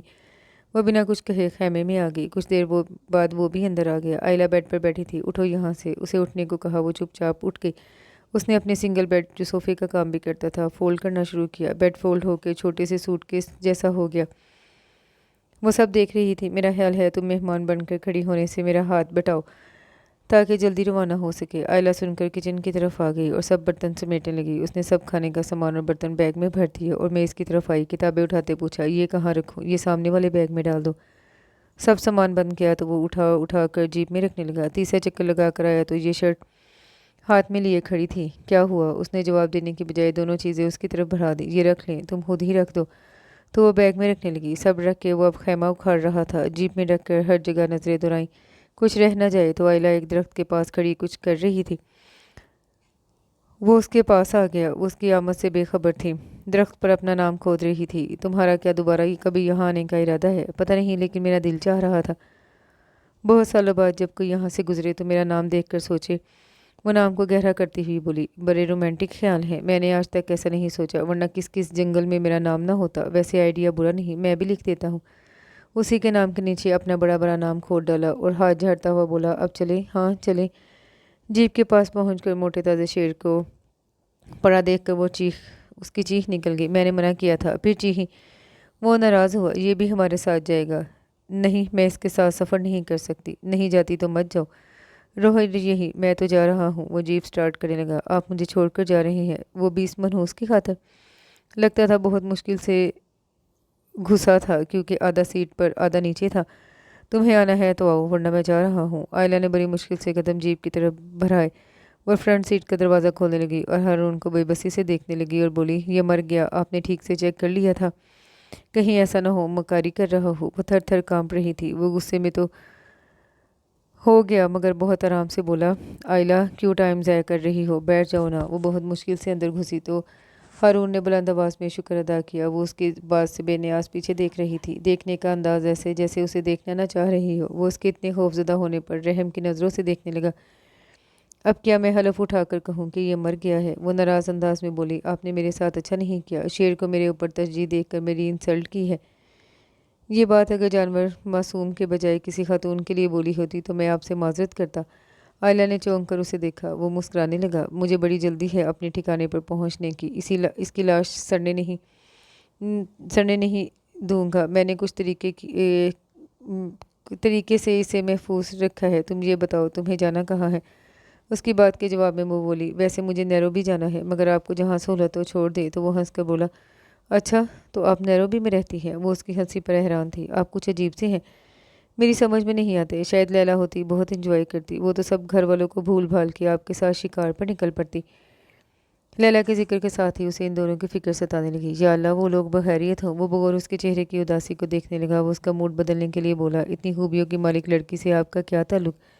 आपकी दोस्त आपकी तरह बुज़दिल होनी चाहिए। वो अपने बारे में कमेंट से बुरा बनाने के बजाय लैला का बताने लगी। वो होती सबसे पहले शेर पर पाँव रख कर तस्वीर बनाती, फिर इसका तफसीली जायज़ा लेती। वो किसी से नहीं डरती। बहुत बुलंद उड़ाते हैं उसके। वो खलाबाज बनना चाहती थी। चची ने नहीं करने दिया उसे ये शौक़ पूरा। वो मुस्कुरा कर बोला, कहाँ पाई जाती है ये लैला? किसी जंगल में होनी चाहिए। वैसे उसे अब तक फेस मिल चुका कि नहीं? मुझे तो सुनकर ही मिलने का शदीद शौक़ हो गया है। वो बोली, मुँह धो रखी है, उसका निकाह हो चुका है। वो उसके लहजे पर हंस पड़ा और अपने लहजे में अफसोस शामिल करते हुए बोला, अफसोस मैं लेट हो गया। कुछ देर दोनों में खामोशी छाई रही। बातों में लग के उसका ध्यान शेर से बढ़ चुका था। नींद आ रही है तो सो जाओ। अपने लिए उसके लहजे में मौजूद खुलूस पर उसका दिल खुश हो गया। नहीं, अभी तो नींद नहीं आई। थोड़ी देर खामोशी के बाद फिर उससे मुखातिब हुई, आपके घर वाले आपको इतने खतरनाक काम करने की इजाज़त कैसे देते हैं? ऐसा शिकार जिसमें जान को खतरा हो। मेरे भाई ने आर्मी ज्वाइन की, उस दिन अम्मी ने रो रो के घर सर पर उठा लिया, जैसे अभी जंग छिड़ने वाली हो। उसके जवाब में वो तंज़िया अंदाज में बोला, मेरे पीछे कोई रोने वाला नहीं, इसीलिए जो जी में आता कर सकता हूँ। वो उसे देखने लगी। शायद मैंने कोई गलत बात कह दी जिससे ये हर्ट हुआ हो। वो खुद ही क्या सराइयाँ करने लगी। वो तेज़ रफ्तारी से ड्राइव कर रहा था। शायद वो उसकी जिम्मेदारी से बरी होना चाहता था। आला चारों तरफ सन्नाटा छाए माहौल से नज़रें चुराते अपने हाथों को देख रही थी। कितनी वीरानी और दहशत है इस जगह पर। अगर ये साथ ना होता तो मैं कब की अल्लाह को प्यारी हो जाती। वो खुद से बातें कर रही थी। उसी वक्त जीप ज़ोरदार झटके से रुकी। उसका सर सामने टकराते टकराते बचा। उसे दरवाज़ा खोलकर बाहर निकलते देखकर पूछने लगी, क्या हुआ? शायद जीप में कुछ प्रॉब्लम हो गई है। इससे पहले कि मुकम्मल जवाब दिए जाए मैं चेक कर लेता हूँ। ایک ہاتھ میں ٹارچ پکڑے وہ انجن میں کچھ دیکھ رہا تھا۔ آئلہ اس کی مدد کے خیال سے باہر نکل آئی اور بغیر کچھ بولے ٹارچ اس کے ہاتھ سے لے لی۔ وہ کیا کر رہا تھا، کیا چیک کر رہا تھا، نہیں جانتی تھی، نہ دلچسپی تھی، بس یہ تھا عجیب جلدی سی صحیح وہ اس ویرانی جگہ سے نکلے۔ اپنے خیالات اس سے شیئر بھی نہیں کر سکتی تھی کہ ایسی جگہ پر روحیں بھٹک رہی ہوتی ہیں۔ آپ بے شک بہت بہادر ہو، پر روح سے کیسا مقابلہ کرو گے؟ اسی ڈر سے وہ اس کے اور بھی قریب ہو گئی تو وہ چڑ کے بولا، کہاں گھس رہی ہو، دور رہو۔ تھوڑا وہ اس کے ناراض لہجے سے ڈر کر فوراً دور ہو گئی۔ وہ 15 منٹ تک مغز ماری کے بعد بولا، ٹھیک تو ہو گئی، تھوڑا سا پانی چاہیے، چلتے وقت خیال نہیں رہا، چیک کر لوں۔ فکر کی بات نہیں، پاس ہی ایک چشمہ ہے، وہاں سے لے کر آتا ہوں، تم جیپ میں بیٹھو۔ وہ کین پکڑ کر جانے لگا تو وہ فوراً بولی، میں بھی آپ کے ساتھ چلوں گی، مجھے یہاں کے لیے ڈر لگتا ہے۔ بے وقوفوں کی باتیں نہیں کرو، پاس ہی جا رہا ہوں۔ نہیں، میں آپ کے ساتھ ہی جاؤں گی۔ ضد کرتی وہ اسے زہر لگ رہی تھی، یہاں خطرناک راہ ہموار نہیں، میں پانی سنبھال لوں گا یا تم کو؟ میں نے منع کر دیا تو کر دیا، سمجھی؟ جیپ میں بیٹھ جاؤ۔ اس کے غصے اور ناراضگی سے سہم کر جیپ میں بیٹھ گئی تو وہ اس کے پاس آ کر بولا، دروازہ لاک کر کے شیشہ چڑھا کر بیٹھو، جب تک میں واپس نہیں آتا باہر مت نکلنا کسی بھی صورت، سمجھی؟ آرام سے بیٹھو، خطرے کی بات نہیں ہے، وہ سامنے ڈھلوانی راستہ ہے، وہیں سے پانی لے کر آتا ہوں۔ وہ اسے تسلی دیتا ہوا تیز قدموں سے آگے بڑھ گیا، جیسے جلد لوٹنا چاہتا ہو۔ آئلہ نے پیچھے پڑے درندے کو دیکھا، اسے ایسے لگا جیسے لال آنکھوں سے اسے ہی دیکھ رہا ہے۔ اس کی طرف سے ذہن ہٹایا، اس کو لگا ڈرائیونگ سیٹ پر کوئی بھوت آ کر بیٹھ گیا ہے۔ وہ اس کی ہدایت نظر انداز کرتے نیچے اتر آئی، چاہے کچھ بھی ہو جائے میں اکیلے یہاں نہیں بیٹھ سکتی۔ وہ اس طرف بڑھ گئی جہاں اسے جاتے دیکھا تھا۔ 2-4 قدم چلنے سے اسے اندازہ ہو گیا وہ ساتھ چلنے سے کیوں منع کر رہا تھا۔ اونچا نیچا مکمل اندھیرے میں ڈوبا، چاند کی تھوڑی بہت روشنی رہنمائی کر رہی تھی۔ 2-3 دفعہ ٹھوکر کھا کر گرتے گرتے بچی، مزید چلنا مشکل لگا تو وہیں بیٹھ کر اس کے آنے کا انتظار کرنے لگی۔ اچانک اسے اپنے پیچھے قدموں کی چاپ سنائی دی، ایسا لگا جیسے بہت سے لوگ چل رہے ہوں۔ اس نے خوفزدہ ہو کر مڑ کر دیکھا تو دھنگ رہ گئی۔ وہ 4 حبشی نما انسان تھے، شاید افریقی تھے، ان کے لمبے مضبوط جسم بتا رہے تھے کوئی شکاری ہے۔ وہ اس کی طرف بڑھے، وہ اپنی جگہ سے کھڑی ہو گئی۔ ان میں سے ایک کے ہاتھ میں لالٹین تھی، چاروں کے چہرے پر شیطانی مسکراہٹ تھی۔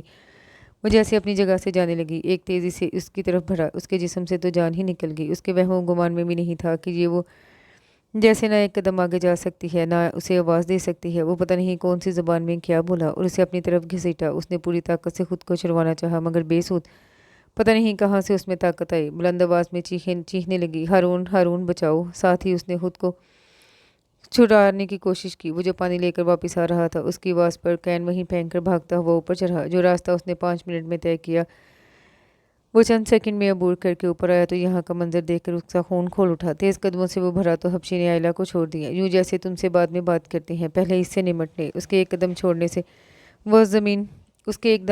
سے وہ زمین پر گر پڑی۔ فوراً اٹھ کر دیکھا ہارون سامنے کھڑا تھا۔ وہ بھاگ کر اس کے پاس آئی اور اس کے پیچھے کھڑی ہو کر چھپ گئی۔ چاروں اسے ہاتھ سے اشارہ دے رہے تھے کہ ہمت ہے تو مقابلہ کرو۔ آئلہ کو اس نے دور ہٹایا، اتنے زور سے جھٹکے جانے سے جیسے اس کے حواس جاگ اٹھے۔ اسے لگا وہ بھی ان کے حوالے کر کے ہاتھ جھاڑ کر چلا جائے گا۔ اسے آخر کیا ضرورت تھی؟ نہ یہ کوئی فلمی ہیرو ہے کہ 10 گنڈوں کو جہنم واصل کرے۔ وہ ان میں سے کسی پر بھی نظر ڈالے بنا اندھا دھند بھاگنے لگی۔ اس کے کان اس وقت کچھ نہیں سن رہے تھے، اسے نہیں پتا تھا وہ لوگ آپس میں کیا باتیں کر رہے ہیں۔ اسے بس خود کو بچانا تھا ہر قیمت پر۔ 2-3 مرتبہ ٹھوکر کھا کر گری مگر پرواہ نہیں کی۔ وہ بھاگتے پتہ نہیں کتنی دور نکل آئی، زخمی بھی ہوئی، پاؤں چھل ہو گئے تھے، سانس بھی پھول رہی تھی۔ وہ ایک اونچے ٹیلے کے پیچھے چھپ گئی اور بڑی شدتوں کے ساتھ اپنے رب کو پکارنے لگی، یا اللہ، عزت سے بڑھ کر کوئی چیز نہیں، ان درندوں سے مجھے بچا لے۔ وہ سانس تک روکے بیٹھی تھی، پھر اس نے 2-4 انسانی چیخوں کی آواز سنی، ساتھ ہی فائرنگ کی بھی۔ کیا وہ مجھے چھوڑ کر نہیں گیا؟ کیا میری عزت بچانے کے لیے رک گیا؟ اس نے ایک لمحہ سوچا، پھر مایوسی میں گر گئی، اگر وہ رک بھی گیا ہوا تو ہار گیا ہوگا، وہ تو زیادہ لوگ تھے۔ اسے پھر چیخوں کی آواز سنائی دی، اس کے بعد گہرا سکوت چھا گیا۔ اسے لگ رہا تھا اس ویرانے میں اس کے سوا کوئی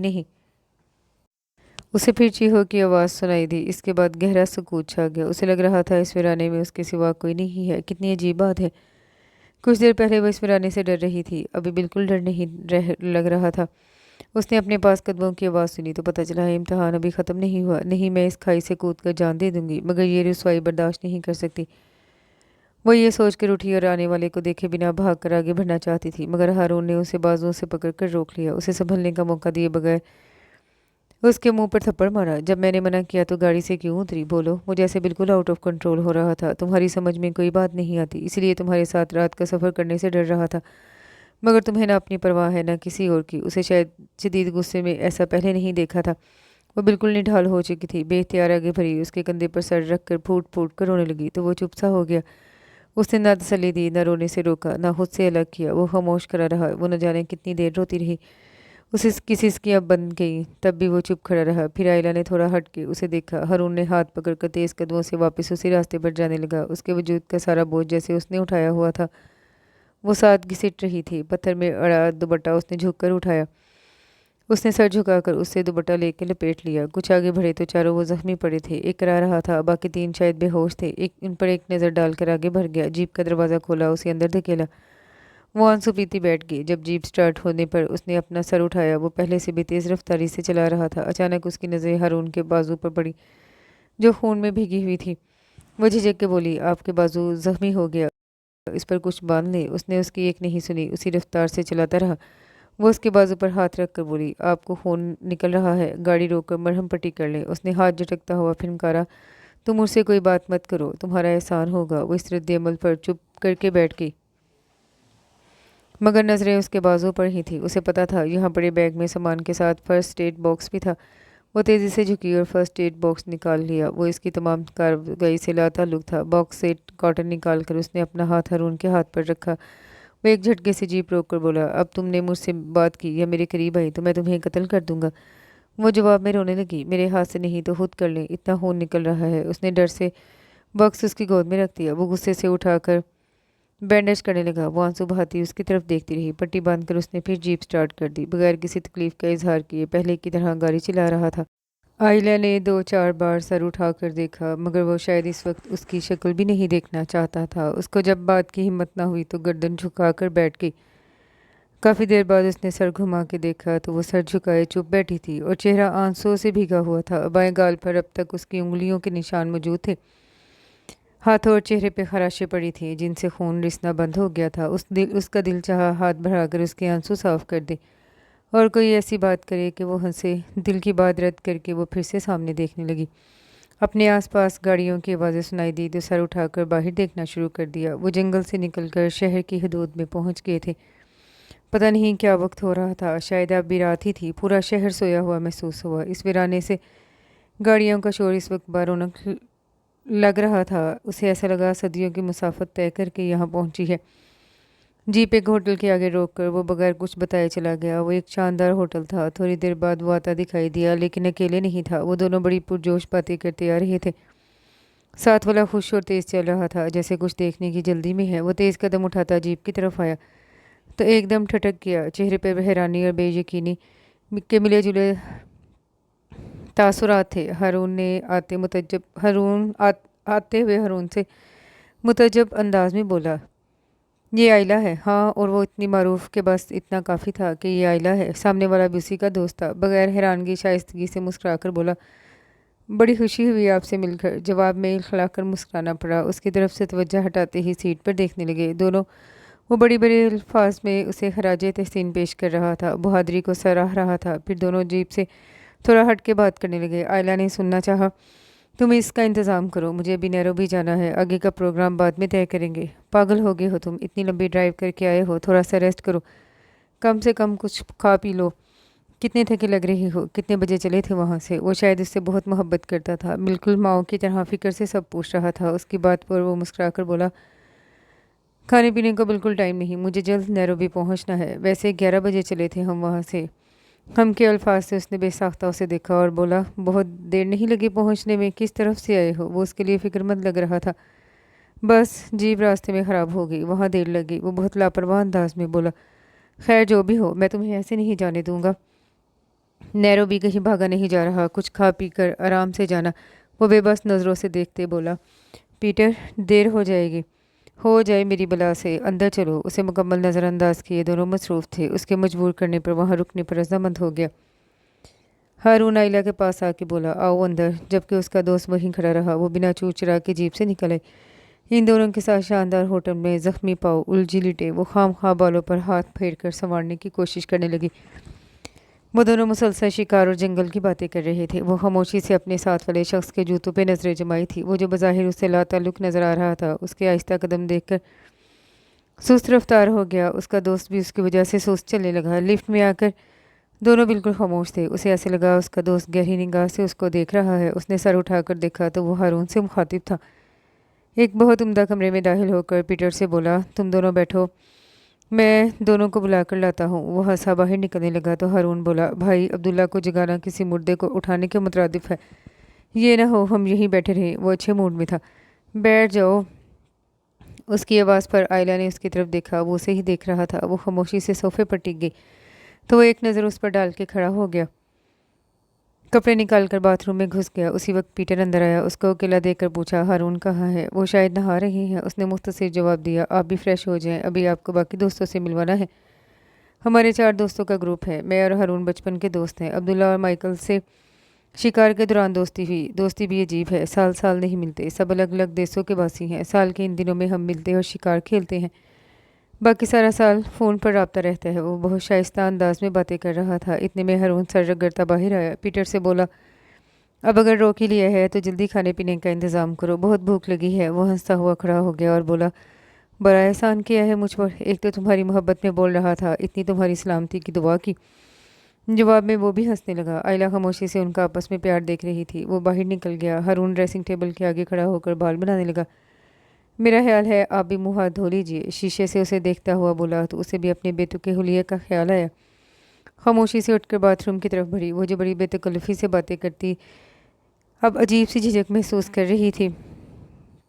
اتنے بڑے شیشے میں نہ جانے کتنے دنوں بعد دیکھ کر خود کو نہیں پہچان پائی۔ وہ ہر وقت تیار رہنے والی اس وقت عجیب مخلوق لگ رہی تھی۔ خوب اچھے سے چہرے کو دھویا اصلی حالت میں لانے کے لیے، وہیں پڑے برش سے بال بھی بنائے۔ 15 منٹ کی کوشش سے چہرہ اسے اپنا اپنا لگا تو اس نے سکون کا سانس لیا۔ اس کے دوستوں سے بھوت بن کر ملنے کا کوئی شوق نہیں تھا۔ اتنے بڑے صاف ستھرے نہانے والے ٹب دیکھ کر اس کا نہانے کو دل چاہ رہا تھا۔ اس خواہش کو دبا کر باہر نکلی تو ہارون آنکھیں بند کیے بیڈ پر لیٹا تھا۔ وہ خاموشی سے دوبارہ صوفے پہ بیٹھ گئی۔ اس کی آمد سے بے نیاز وہ وہیں پڑا رہا۔ اسی وقت پیٹر اور اس کے 2 دوست ہلکی سی دستک دے کر اندر داخل ہوئے۔ وہ ساری بے نیازی بھول کر دوستوں سے ملنے لگا۔ مل کر ان دونوں کی نظریں اس پر پڑی۔ ان کی نگاہ میں پیٹر کی طرح حیرانی تھی۔ پیٹر نے اچھے میزبان کی طرح تعارف کی رسم ادا کی۔ یہ عبداللہ ہے، پیشے کے لحاظ سے معروف کاروباری شخصیت، شکار کا شوق ہے، شام ان کا اصل وطن ہے اور ان کی اچھی بات کوک بھی بہترین ہے، شکار کے دوران ہمیں اچھے کھانے بنا کر کھلاتے ہیں۔ اور یہ ہے جناب سائیکل، انگلینڈ کے رہنے والے، ہم سب میں یہی پروفیشنل شکاری ہیں، جنگلات میں ان کا علم ہماری رہنمائی کرتا ہے۔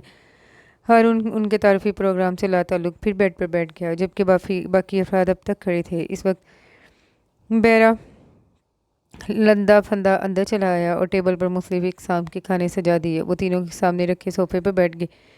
پیٹر ہارون سے بولا، تم وہاں کہاں پڑے ہو، ادھر آؤ۔ اس کے بلانے پر وہ لمبی سی جمائی لیتا اٹھ کر یہیں آ گیا۔ آئلہ نے ایک لمبی سانس لی اور چہرہ دوپٹے سے صاف کرنے لگی۔ آئلہ کے کچھ فاصلے پر وہ بیٹھ گیا۔ درمیان میں رکھی ٹیبل پر دھرے کھانے سجے۔ وہ شرم و حیا اور دبو قسم کی لڑکی نہیں تھی، مگر اتنے مردوں میں اسے اپنا آپ عجیب لگ رہا تھا۔ اپنے اعتماد کو بحال کرنے کی کوشش کر رہی تھی۔ اتنے میں پیٹر کی آواز سنی، آپ لیجیے نا۔ وہ اس کے ہاتھ میں پلیٹ پکڑا رہا تھا۔ آئلہ نے شکریہ کے ساتھ تھام لی۔ ہارون پہلے ہی شروع ہو چکا تھا۔ اس نے تکلفاً تھوڑے سے آملیٹ پلیٹ میں نکال کر کانٹے سے ٹکڑے کرنے لگی۔ وہ تینوں بھی کھانے لگے۔ آپ نے میرے بارے میں تو پوچھا ہی نہیں، پیٹر نے اس سے کہا۔ اس کے بولنے سے پہلے عبداللہ بول پڑا، تم بولنے کا موقع دو تو کوئی پوچھے، تم سے بہتر تمہارا تعارف میں کروا سکتا ہوں۔ وہ آئلہ کی طرف متوجہ ہوا، مس آئلہ، یہ پیٹر سوئٹزرلینڈ کے خاصے معروف انجینئر ہیں، اپنے آپ کو بہت کچھ سمجھتے ہیں۔ اس کی منگنی ہو چکی ہے۔ جولی ان کی منگیتر نے فی الحال شادی نہ کرنے کی قسم کھا رکھی ہے کہ جب تک یہ شکار چھوڑ دے۔ وہ بڑا ہنسمکھ سا تھا۔ پیٹر کے گھورنے کے باوجود اس نے اپنی بات مکمل کی۔ ہلکی سی مسکراہٹ اس کے لبوں کو چھو گئی۔ اسی وقت بیرا چائے کی ٹرے اٹھا کر اندر چلا آیا۔ عبداللہ نے ٹرے اس کے ہاتھ سے لے کر آئلہ کے سامنے رکھ دی۔ میرے خیال سے کسی خاتون کا یہ حق ہے کہ اس کی موجودگی میں اور کوئی کیوں بنائے چائے۔ وہ بڑی بے تکلفی سے بولا، شاید اس کی جھجک کم کرنا چاہتا ہو۔ آئلہ کو سبھی بہت اچھے لگے۔ وہ اپنی پلیٹ رکھ کر کپوں میں چائے ڈالنے لگی۔ عبداللہ اب کسی بات سے بحث کر رہا تھا۔ ایک تو مجھے آدھی رات سونے سے اٹھا دیا، اوپر سے برا بھی میں ہوا۔ وہ پتہ نہیں کس موضوع پر بات کر رہے تھے۔ 4:30 کو تم آدھی رات کہہ رہے ہو۔ مائیکل اسے گھورا تو وہ آئلہ کی طرف دیکھتے ہوئے بولا، آپ کا کیا خیال ہے؟ 4:30 صبح ہو جاتی ہے۔ وہ سونے کا بہت شوقین لگ رہا تھا۔ جواب میں وہ صرف مسکرا دی۔ ان سب سے چینی پوچھ کر کپوں میں ڈالی، سب اور چائے سروے کرنے لگے۔ ساتھ بیٹھے शख्स को बगैर चीनी के उसकी तरफ कप सिरका दिया और ख़ुद भी पीने लगी। सबका तारुफ तो हो गया, आपने अपने बारे में कुछ नहीं बताया। पीटर ने उससे कहा तो सब मुतवज्जा हो गए, सिवाय उसके जो उसे साथ लाया था। मेरा नाम आयला है, मैं पाकिस्तानी हूँ, मैंने टेक्सटाइल इंजीनियरिंग की है, पढ़ाई से फारिग होकर अपने चचा के पास कीनिया घूमने फिरने आई हूँ। वो इतनी देर में पहली बार इतना तवील जुमला बोली थी। सब गौर से सुन रहे थे। अच्छा, तो शिकार आपका शौक़ है? माइकल जो कम गो था पहली बार मुखातिब हुआ। हारून ने अपनी बेसाख्ता मुस्कुराहट छुपाने के लिए कप मुंह से लगा लिया। वो बिना देखे ही समझ गई थी कि वो इस बात पर मुस्कुराया है। उसके जवाब से पहले ही माइकल दोबारा बोलने लगा। अच्छी बात है, लड़कियों को भी इस तरफ आना चाहिए। फिर उसने दोस्तों से पूछा, वो अंट्री वाला किस्सा याद है? सब कुछ याद करके हंसने लगे, शायद कि पुरानी बात का हवाला दे रहा था। अब्दुल्ला उसकी तरफ देखकर बोला, आयला शायद बोर हो रही हैं। हारून ने उनकी बात पर तवज्जो दिए बगैर माइकल की बात को जारी रखा। आयला मुस्कुराकर बोली, मैं बोर नहीं हो रही। चलें फिर, अच्छा है आप बोर नहीं हो रही तो वो किस्सा मैं सुनाता हूँ आपको जो माइकल बता रहा था। हम शिकार पर थे, 3 लड़कियाँ वहाँ रास्ता भटक गई, सभी बहुत डरपोक। हमने उन्हें लिफ्ट दे दी, वहाँ खूब ही तमाशे हुए। ये हारून साहब उनके दुश्मन बन गए, हमसे अलग नाराज़ होता कि उन्हें लिफ्ट क्यों दी। इनमें एक कुछ ज़्यादा ही बुज़दिल थी, उसी के साथ सबसे ज़्यादा हादसे होते थे। एक बार उसके पाँव पर बिच्छू चढ़ गया। ये हारून मदद की बजाय गुस्सा होता रहा, असल में इसे डरपोक लड़कियाँ नहीं पसंद। फिर एक बार इसके कैमरे को उठा लिया उसने तो इसकी शामत आ गई। अब्दुल्ला बड़े मज़े से तमाम किस्सा सुना रहा था, सब याद करके मुस्कुरा रहे थे। हारून ने उसे उर्दू में कहा, तुम्हें चलना नहीं है, जल्दी से नाश्ता ख़त्म करो। वो उसकी बेवजह नाराज़गी पर हैरान हुई। नाश्ता तो वह कब का कर चुकी थी और उसका इंतज़ार कर रही थी। उसके उर्दू बोलने पर तीनों चीख उठे, ये फाउल है, बताओ हमें क्या बोला है? तुम लोगों के काम की बात नहीं है। देखा इस गद्दार को? अब्दुल्ला ने दांत पीस कर बोला। हम वतन मिला तो आंखें फेर ली। आयला आप बताएं अभी इसने क्या कहा? मुझे यकीन है इसने हमारी बुराई की है।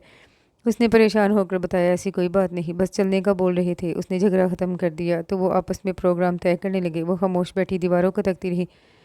उनके मुज़ाकरात ख़त्म हुए, चारों खड़े हुए तो आयला भी खड़ी हो गई। वो उनके पीछे चलती हुई खामोशी से बातें सुनती रही। कब उसने पीटर की आवाज़ सुनी, वो अपने दोस्तों को छोड़कर उसके साथ चलने लगा। मैं अगर आपसे कुछ कहूँ तो मेरी बात का बुरा तो नहीं मनाएंगी? न जाने क्या कहना चाह रहा था, इसलिए इजाज़त का तलबगार था। उसने हैरत से बोला, जी कहिए। आपको तो शायद खुद भी नहीं मालूम कि आप बगैर हथियार के बहुत बड़ी जंग जीत चुकी हैं। वो समझ नहीं आने पर उसे देखने लगी तो वो रुक गया और बोला, ये जो मेरा दोस्त है ना, इसे फतह करना कोई मामूली काम नहीं। वो उंगलियां चटा खाने लगी। वो उसके घबराए चेहरे को देखकर हंस पड़ा। मैं आपसे इसलिए कह रहा हूँ, मुझे मालूम है वो आपसे ये कभी नहीं कह पाएगा। मैं उसे अच्छी तरह जानता हूँ, वो बहुत गहरा है, उसे समझना आसान काम नहीं। वो ये कभी मेरे सामने भी नहीं खोलेगा, हालांकि उसे पता है हम जान चुके हैं, मगर कभी कबूल नहीं करेगा। उसने सर उठाकर पीटर की तरफ देखा, भी ना जा सका, झुके सर के साथ बोली, आप गलत समझ रही हैं, ऐसी कोई बात नहीं। वो उसकी तरफ देखकर बोला, आप एक अच्छी लड़की हैं, अगर आप इसे जानबदारी ना समझे तो मैं कहूँगा कि मेरे दोस्त की पसंद बुरी नहीं हो सकती। एक लड़की खामोशी से उसका ख्याल रखती हो, उसे पूछे बगैर चीनी के उसे चाय देती है, वो यकीनन बहुत अच्छी है। उसका सुर्ख पड़ता चेहरा देखकर बोला, मेरा दोस्त बहुत अच्छा है, जो उसे समझ ले उसी का हो जाता है। आप इस बात को मसला बनाकर अपने लिए और इसके लिए परेशानी मत खड़ी करना कि वह इजहार करे। अभी वो तुम्हें छोड़ने जाएगा तो मेरी खातिर आप पहल कर देना प्लीज़। वो उसे बताना चाहती थी कि वो बिल्कुल गलत समझ रहा है। वो उसके तासरात को देखकर बोला, मैं सिर्फ उसका नहीं तुम्हारा भी दोस्त हूँ। वो लोग जो मरकज़ी दरवाजे तक पहुँच चुके थे इन दोनों को सुस्त कदमों से आता देखकर रुक गए। करीब पहुँचे तो माइकल बोला, क्या हुआ, कहाँ रह गए थे? पीटर ने मुस्कुराकर जवाब दिया, आयला को यहाँ के बारे में बता रहा था। अब्दुल्ला ने हारून से कहा, जो आयला और पीटर पर एक नज़र डालकर लापरवाही से खड़ा था। उसके जवाब में सर हिला दिया। आयला सबको अलविदा अल्फाज कहते हुए जीप में बैठ गई। पीटर की तरफ देखने से गुरेज किया। वो भी बड़े गर्मजोशी से अलविदा कह रहे थे। जीप स्टार्ट हुई। हारून मुकम्मल ध्यान ड्राइविंग पर मरकूज था। आयला ने पीछे मुड़कर देखा, वो लोग अभी तक खड़े थे। वो अब खिड़की के बाहर चहल पहल और रौनक देख रही थी। ड्राइव करते इतना वक्त गुजर गया मगर दोनों में कोई बात नहीं हुई। वो अपनी मंजिल के करीब पहुंच गई। एड्रेस बताओ। बड़ी देर बाद खामोशी को चाक करती उसकी आवाज़ सुनाई दी। वो उसे एड्रेस बताने लगी। घर पहुंचने की खुशी में वो दीगर तमाम बातों को भूल गई। ज़िंदगी की कितने अजीबोगरीब तजर्बात से गुजरती वो वापस अपने असल की तरफ लौट आई थी। जीप उसके बताए हुए मतलूबा मकान के सामने रुकी तो वो तेज़ी से दरवाज़ा खोलकर बाहर आई और भागकर बेल पर जो हाथ रखा तो हटाना भूल गई। वो जीप में बैठा उसे देख रहा था। गेट खोलकर रहमत उसे देखकर खुशी से उछल पड़ी। बेटा आप आ गए, शुक्र है खुदा का। सब किस कदर परेशान थे। आप ठीक तो हो ना? वो एक ही सांस में कितनी बातें कर गया। उसने सुकून का सांस लिया और बोली, میں ٹھیک ہوں، لیلا اور دانش کیسے ہیں؟ اس کے چہرے کے تاثرات نے حوصلہ بخشا تھا۔ وہ دونوں ہسپتال میں داخل ہیں، بی بی اور صاحب دونوں وہیں گئے ہیں۔ ویسے وہ دونوں ٹھیک ہیں، اسے ہسپتال کے نام پر پریشان ہوتا دیکھ کر وضاحت کی۔ اسے جب یہاں سے حوصلہ ہوا تو اچانک خیال آیا، جیپ میں بیٹھا وہ اسے دیکھ رہا تھا۔ اسے اپنی بدتمیزی پر بہت افسوس ہوا کہ کیا سوچ رہا ہوگا، کتنی احسان فراموش مطلبی لڑکی ہے۔ وہ تیزی سے اس کی طرف آئی اور بولی، آپ اندر آئیے نا، تمہیں پتہ تو ہے وہاں میرا کیسے وہ لوگ انتظار کر رہے ہیں۔ وہ دوستانہ انداز میں مسکرا کر بولا۔ آئلہ نے اس کی مسکراہٹ کو بغور دیکھا، وہ کتنی دیر اس سے معمول کی طرح بات کر رہا تھا۔ اچھا ٹھیک ہے، پھر اللہ حافظ۔ وہ جیپ سٹارٹ کرنے لگا تو اسے روکنے لگی۔ اتنی لمبی ڈرائیو کے بعد آپ بغیر ریسٹ کیے جا رہے ہیں، آ جائیں پلیز۔ وہ اس کے اسٹارٹ پر نفی میں سر ہلاتا بولا، ابھی مجھے واپس جا کے بہت کام کرنا ہے۔ تمہیں سب پتہ ہے۔ وہ اندر آنے پر آمادہ نہیں ہو رہا تھا، پھر اس کے چہرے پر گہری نظر ڈال کر بولا، تم میری بنائی ویڈیو رپورٹ جیوگرافی پر ضرور دیکھنا۔ اس کے گلے پڑی ذمہ داری ادا کر کے بہت خوش تھا۔ وہ اس کے خوش چہرے کو دیکھ کر چپ کھڑی تھی۔ تمہارے لیے دعا کروں گا، تم ٹیکسٹائل میں بہت اونچا مقام حاصل کرو۔ وہ یوں بول رہا تھا کہ آئندہ کبھی ملنے کا امکان نہیں۔ یہ ان کی آخری ملاقات ہے جس میں ایک دوسرے کے لیے نیک خواہشات کا اظہار کیا جاتا ہے۔ اسے اپنی آنکھوں میں کچھ چپتا ہوا محسوس ہوا۔ وہ مشکل مسکرائی۔ میں نے اتنے دن آپ کو ستایا، تنگ کیا، آپ نے مجھے برداشت کیا، میرا اتنا خیال رکھا۔ وہ رسمی فکر ادا کرنے کی کوشش کر رہی تھی تو وہ بول پڑا، اپنا خیال رکھنا اور آئندہ تفریح کے لیے وقت جگہ کا انتخاب سوچ کر کرنا۔ خدا حافظ۔ اس کا جواب سنے بغیر وہ جیپ سٹارٹ کر کے آگے بڑھ گیا۔ وہ کھڑی لمحہ بہ لمحہ جیپ کو دور جاتا دیکھتی رہی۔ تو پھر یہ طے ہے کہ وہ اب مجھے عمر بھر نظر نہیں آئے گا۔ ہر چہرے میں اس کا چہرہ تلاش کروں گی، دنیا کے ہجوم میں کھو جائے گا، میں اسے کبھی تلاش نہ کر پاؤں گی۔ وہ تھکے قدموں سے اندر چلی گئی۔ اس کا صدقہ اتارا گیا، شکر کے نفل ادا کیے گئے۔ خاص کر چچی کو پرائی بچی کی بہت فکر کھائی جا رہی تھی۔ اپنی بیٹی اور داماد سے زیادہ اس کی فکر تھی۔ وہ تو اچھا ہوا اتنے دن سے پاکستان سے کوئی فون نہیں آیا، ورنہ تمہارے بارے میں کیا کہتی۔ چچی جان گزرے واقعات پر اب تک شوق میں تھی۔ لیلا اور دانش کو کافی چوٹیں آئی تھیں۔ چچی نے بیٹی کو اس حال میں دیکھ کر فی الحال ڈانٹ کا کام ملتوی کر دیا۔ یہ بات آئلہ جانتی تھی۔ بہت ہو گئی اس لڑکی کی بے سروپا حرکتیں، خود تو خود سری دکھائی ہی، دوسروں کو بھی اپنے ساتھ مروانے میں کوئی کسر نہیں چھوڑتی۔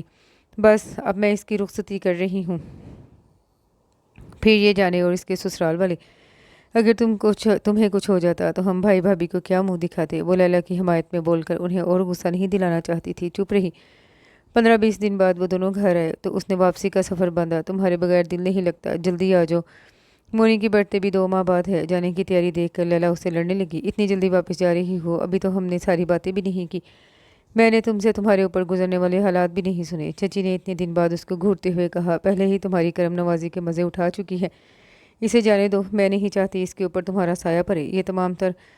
یہ تمہاری طرح خود سر ضدی نہیں ہے۔ روانگی سے قبل چچی نے اسے اکیلے میں سمجھایا تھا، ہمارے ہاں لوگوں کی ذہنیت بہت خراب ہے، ان تمام باتوں کا ذکر کسی سے نہیں کرنا، لڑکیوں کے لیے کہیں کوئی معافی نہیں ہے، ذرا سی بات ان کے کردار کو دھبا لگا دیتی ہے۔ اپنی امی کو دل ہوا تو بتا دینا، باقی کسی دوسرے کو مت بتانا۔ وہ پہلے روز ہی جنگل کے بارے میں اور ہارون کے بارے میں سب بتا چکی تھی۔ اس نے ان کی بات پلے سے باندھ لی، کسی سے ذکر نہیں کیا، امی سے بھی نہیں۔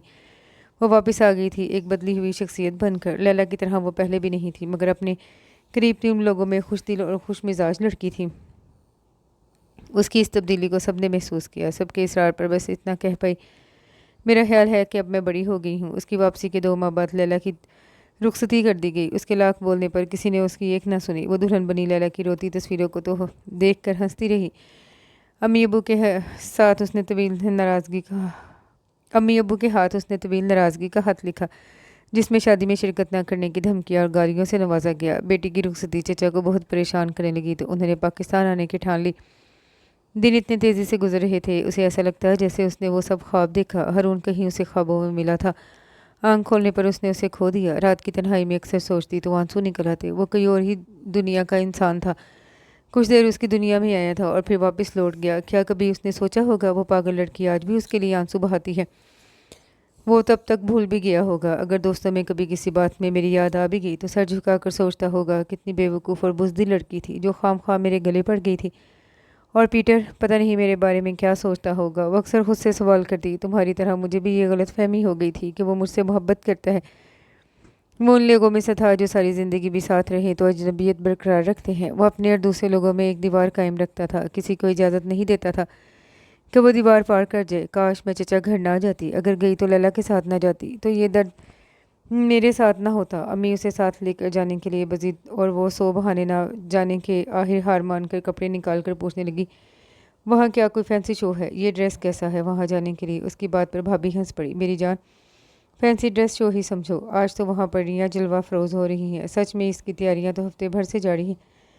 وہ ایسے کہہ رہی تھی جیسے کسی کی شادی میں جانا ہے۔ وہ بغیر موڈ کے جا رہی تھی، اس لیے تیار ہونے کو بالکل دل نہیں تھا اسے وہاں جا کر اس کا موڈ مزید خراب ہو گیا۔ اس کی کزنس کی گھٹیا حرکتیں اسے ناگوار گزر رہی تھیں۔ لڑکیوں کو کم از کم اپنی نسوانیت کا خیال رکھنا چاہیے۔ وہ ایک کونے میں بیٹھ گئی۔ امی بھابھی سب سے ملنے ملانے لگے۔ ساحرہ پھوپھو جو ابو کی فرسٹ کزن تھی، بہت عرصے بعد پاکستان آئی تھی تو پورا خاندان ان کی خدمت میں لگا ہوا تھا۔ جن جن گھروں میں کنواری لڑکیاں تھیں وہ ایک دوسرے سے سبقت لینے کی کوشش میں تھے۔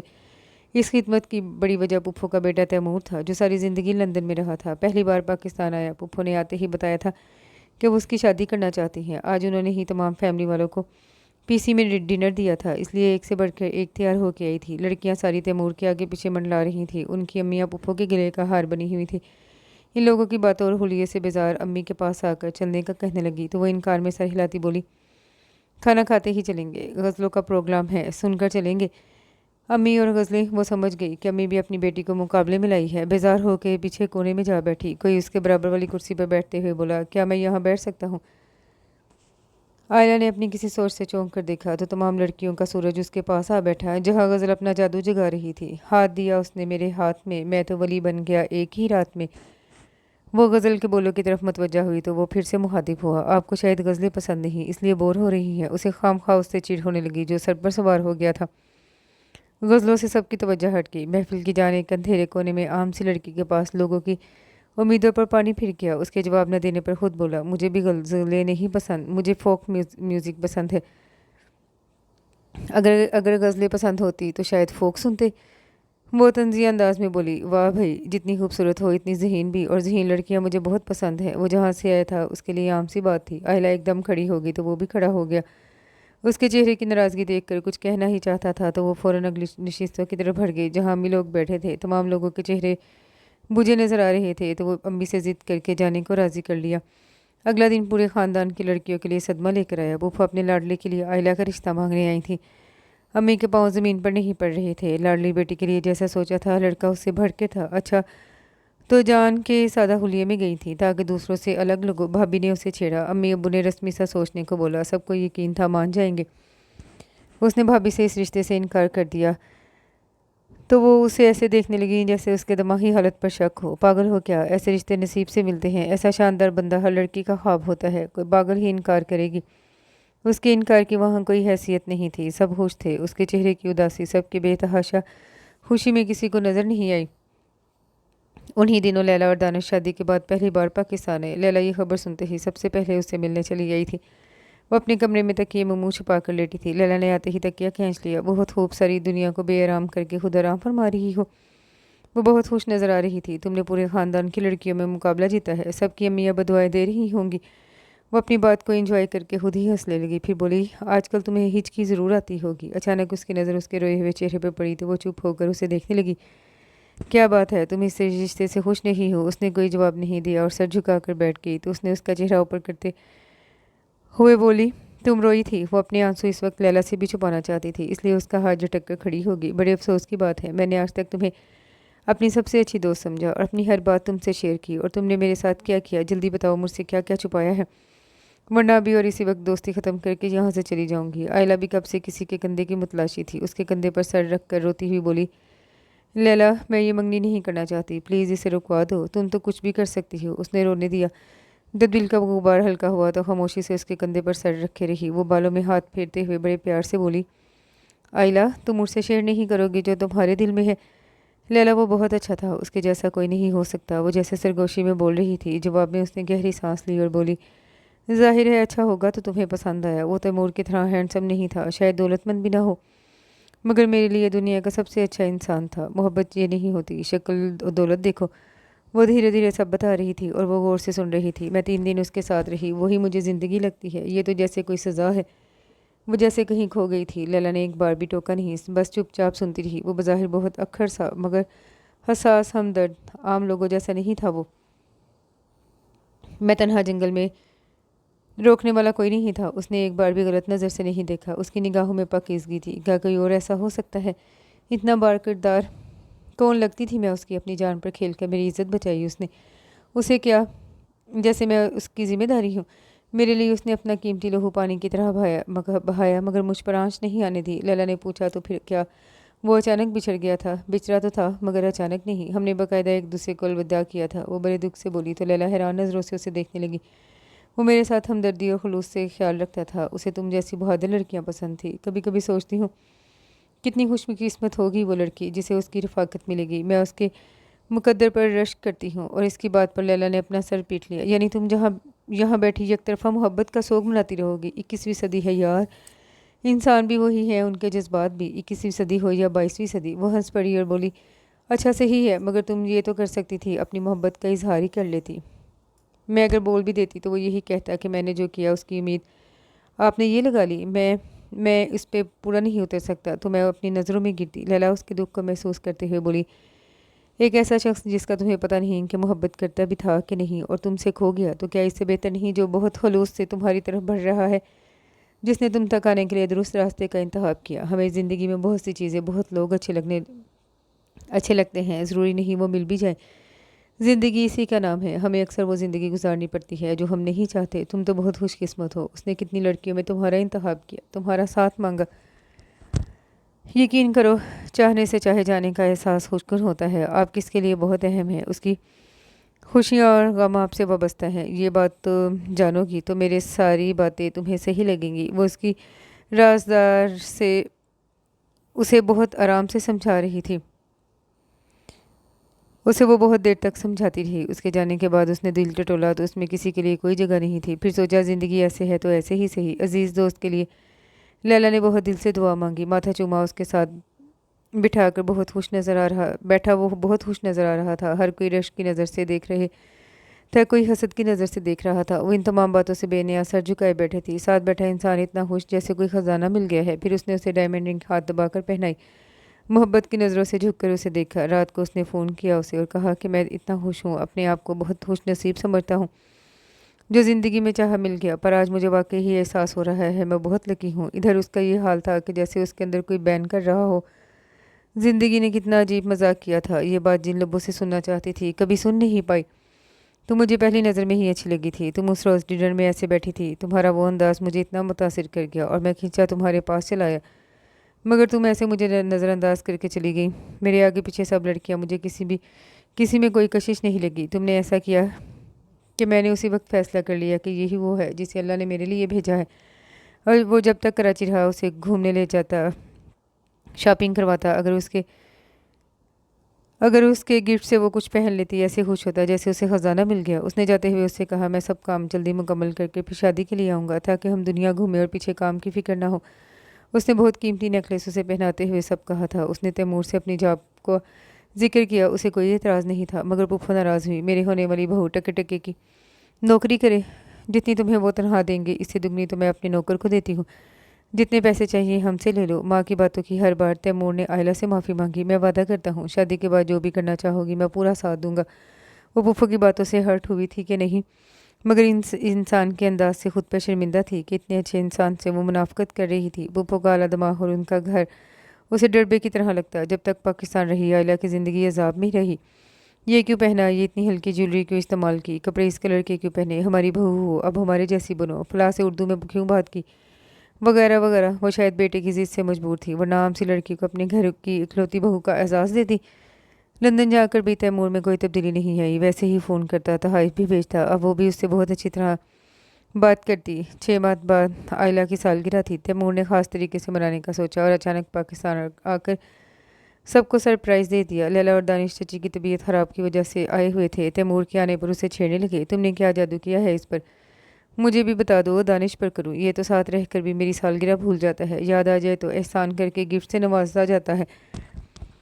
تیمور بہت مصروف ہو کر بھی 3 دن کے لیے آیا تھا اور آج اس کو واپس جانا تھا۔ تیمور اس کو ایک سیمینار میں لے گیا، اس کا کوئی دل نہیں تھا، مگر تیمور کو خوش کرنے کے لیے اس کے ساتھ چلی گئی۔ وہاں ایسی باتیں تھی کہ اس کا دم گھٹتا محسوس ہوا۔ اس نے تیمور سے کہا मैं थोड़ा बाहर जाना चाहती हूँ। इजाज़त मिलने की देर थी। वहाँ से भाग निकली, इधर उधर टहलने लगी। सामने आते शख्स को देखकर ठिठक गई। उसे नज़रें चुरा कर जाना चाहती थी वहाँ से, मगर कदम रुक गए। एक ही लम्हे में वो भी उसके सामने था। वो उसे देखकर बेहद खुश लग रहा था। सिर्फ तुम्हारी वजह से रोज़ बीबीसी देखता हूँ कि शायद मुहतरमा ने कोई तीर मारा हो, मगर अफसोस। वो पता नहीं किस बात पर बहुत खुश लग रहा था। कुछ तो बोलो। यही कह दो कि मैंने तुम्हें पहचाना नहीं। वो मुश्किल बोली। कैसे हैं आप? वो उसके फॉर्मल अंदाज पर हैरत से बोला। मैं तो खैर ठीक हूँ, तुम अपनी सुनाओ। उसके जवाब से पहले ही बोला, मेरा ख्याल है कहीं बैठकर बात कर लेते हैं। और चलने के लिए कदम यूं बढ़ाए जैसे उसे यकीन था वो साज पर चल पड़ेगी। वो अपने आप को उसके साथ जाने से रोकना चाहती थी, मगर उसके कदम खुद ब खुद उसके पीछे चल पड़े। उसे सुस्त चलता देखकर वो भी आहिस्ता चलने लगा। फिर एक जगह उसे बैठा कर बोला, बैठने का बोला। वो बैठ गई। वो बहुत एक्साइटेड लग रहा था। ज़मीन की सतह को घूरते हुए बोला कि अब पता चला दुनिया इतनी भी वसी नहीं जो खो जाए फिर न मिले। तुम्हें यकीन था हम कभी दोबारा मिलेंगे? वो अजीब बातें कर रहा था। अपने मिलने पर उसे खुश देखकर ताज्जुब था। कुछ देर जवाब न मिलने पर खुद ही बोला, तुम्हें नहीं लगता हम फिल्मी अंदाज में अचानक मिल मिल जाते हैं? मैंने तो अब सोच लिया, फिल्मों का अब मजाक नहीं उड़ाऊंगा। वो अपनी बात पर खुद ही हंसा। वो जवाब में मुस्कुरा भी न सकी। वो उसे खामोश देखकर बोला, 2 साल वक्त इतना तवील नहीं होता कि कोई पूरे का पूरा बदल जाए। मगर तुम मुझे बहुत बदली लग रही हो। अरे लड़की, कुछ तो बोलो। इतनी देर से मैं ही बोले जा रहा हूँ। वो खुद को संभालती हुई बोली, आप यहाँ कैसे आई? कोई मुहिम थी? वो ये समझ रहा था अभी रूठे अंदाज में बोलेगी, मेरा नाम लड़की नहीं आयला है। उसके गैर मुतवक्का जवाब पर वो कुछ चुप रह बैठा रहा। काफ़ी देर बाद गुमसुम लहजे में बोला, मुहिम ही समझ लो। वो अब कुछ सर्द पड़ गया था। आयला, तुम्हें मुझसे मिलकर खुशी नहीं हुई? वो उसके तासुरात समझ नहीं पा रहा था। जैसे वो खुश होना भी चाहती है और नहीं भी, जैसे कोई चीज़ उसे रोक रही है। वो उसका चेहरा आसानी से पढ़ लिया करता था। उसका चेहरा सच्चा मुनाफिकत से पाक था। मगर आज हैरान कर रही थी ऐसे करके, मैं आपसे मिलकर खुश क्यों नहीं होंगी? आप तो मेरे मोहसिन हैं, आपके बहुत से एहसानात हैं मुझ पर। वो ऊपर देखकर बात नहीं कर रही थी, अपनी आंखों का भेद नहीं देना चाहती थी। तुम मुझसे नाराज़ हो ना? कितना समझाया था पीटर ने मुझे।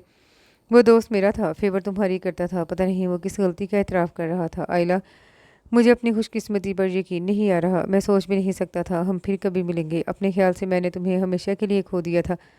जब मैं तुम्हें छोड़कर गया, तुम्हारी नाराज़ और शिकायती करती नज़रें मेरे साथ ही थी। इन नज़रों ने हमेशा मेरा पीछा किया। वो जैसे पता नहीं कौन सी ज़ुबान बोल रहा था जिसे वो समझ नहीं पा रही थी। मगर उसे अचानक महसूस हुआ उसके हाथ में पहनी कीमती अंगूठी उसे चुभने लगी है। अपनी कैफियत से घबरा कर वो कुछ कहना चाहती थी कि वो बोल पड़ा, कुछ मत कहो, सिर्फ मुझे सुनो। मैं तुमसे सच बोलना चाहता हूँ, सिर्फ तुम्हारे साथ बोलना चाहता हूँ जो मेरे दिल में है। मुझे ये बात कबूल करने में कोई यार नहीं कि तुम दुनिया की पहली लड़की हो जो मेरे दिल के दरवाजे पार कर गई। वहाँ मना का बोर्ड भी नज़रअंदाज करके मेरे दिल में दाखिल हो गई और मैं तुम्हें कभी दिल से निकाल नहीं पाया। मैं एक कमज़ोर सी लड़की से हार गया। तुम्हें याद है ना, मुझे हारने से नफरत है। मैं तुमसे हार गया। मुझे नहीं मालूम तुम मुझे कब पहली बार अच्छी लगी। शायद तब जब बहुत बेचैनी से मेरा इंतज़ार कर रही थी। मैं आया तो बोली, शुक्र आप आ गए। मैं बहुत परेशान हो गई थी, या शायद उस वक्त जब लड़कर खैमे से निकलकर पत्थरों पर बैठकर बददुआ दे रही थी। मगर इतना तो मुझे पता था कि मैं अपनी आदत के खिलाफ तुम पर बहुत रियायत बरत रहा हूँ। मगर ये बात कबूल करने पर आमादा नहीं था। मुझे लगा शायद माहौल का असर है कि मैं तुम में इतनी दिलचस्पी ले रहा हूँ। इसके मुंह से ये बातें सुन के वो कुछ देर के लिए सब भूल गई। अपनी उंगली में मौजूद अंगूठी भी उसे याद न रही। बस सर झुकाए उसे सुनती रही।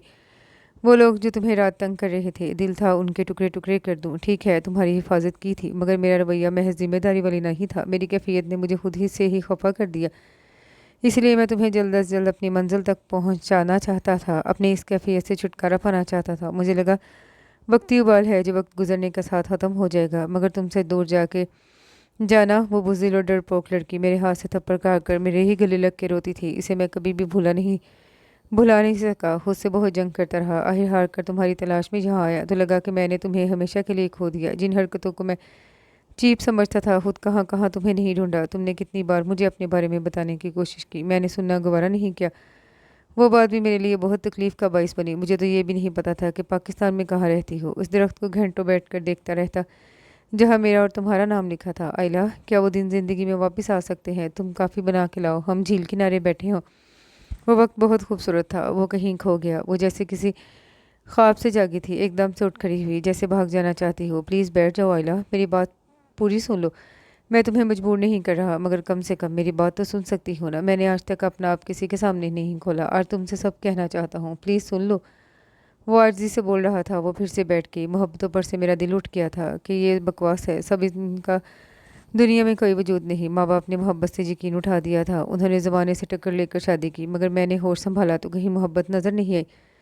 जाहलों की तरह लड़ते देखा। जब मैं 16 साल का हुआ तो दोनों ने अलहदगी तैयार कर ली और अपनी अपनी नई दुनिया आबाद कर ली। मैं अकेला रह गया। बाप अमेरिका में नए बीवी बच्चों में मसरूफ़, मुझे पढ़ने के पैसे भेज देते। माँ को तो वक्त नहीं मिला। मैं सारी दुनिया में अकेला। आहिस्ता आहिस्ता मैं बदल गया। तुम्हें इतनी शिद्दत से रद्द करके बेकार की खुद से ज़िद की। मुझे आज कुदरत ने अपनी गलती का एतराफ़ करने का मौका दिया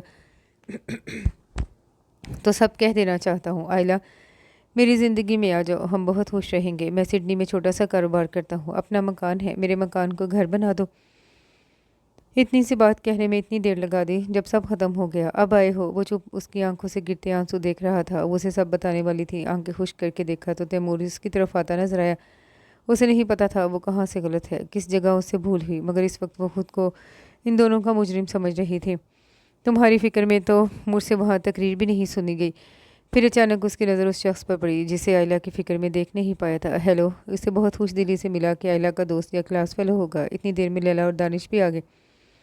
लैला आते ही शुरू हो गई। तुम्हारी वजह से हम भी सुन नहीं सके कि मोहतरमा बोर हो रही होंगी। जबकि दानिश इस अजनबी को देख रहा था।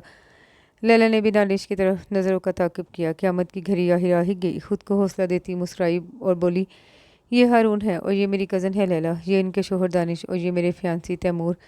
लैला ने बेसाख्तगी से देखा। जिस शख्स का रोशन चेहरा एकदम बुझ गया था और वो जो उसकी प्यारी दोस्त थी। कौन कहता है ये लड़की बुज़दिल है? आओ देखो, इससे बहादुर हो ही कोई नहीं सकता। क्या कोई बता सकता है कि बज़ाहिर मुस्कुराती लड़की का दिल इस वक्त धारे मार कर रो रहा है? उसकी जगह मैं होती तो हौसला हार जाती। आयला मेरी जान इस वक्त ज़िंदगी के पुलिस रात का सफ़र तय कर रही है।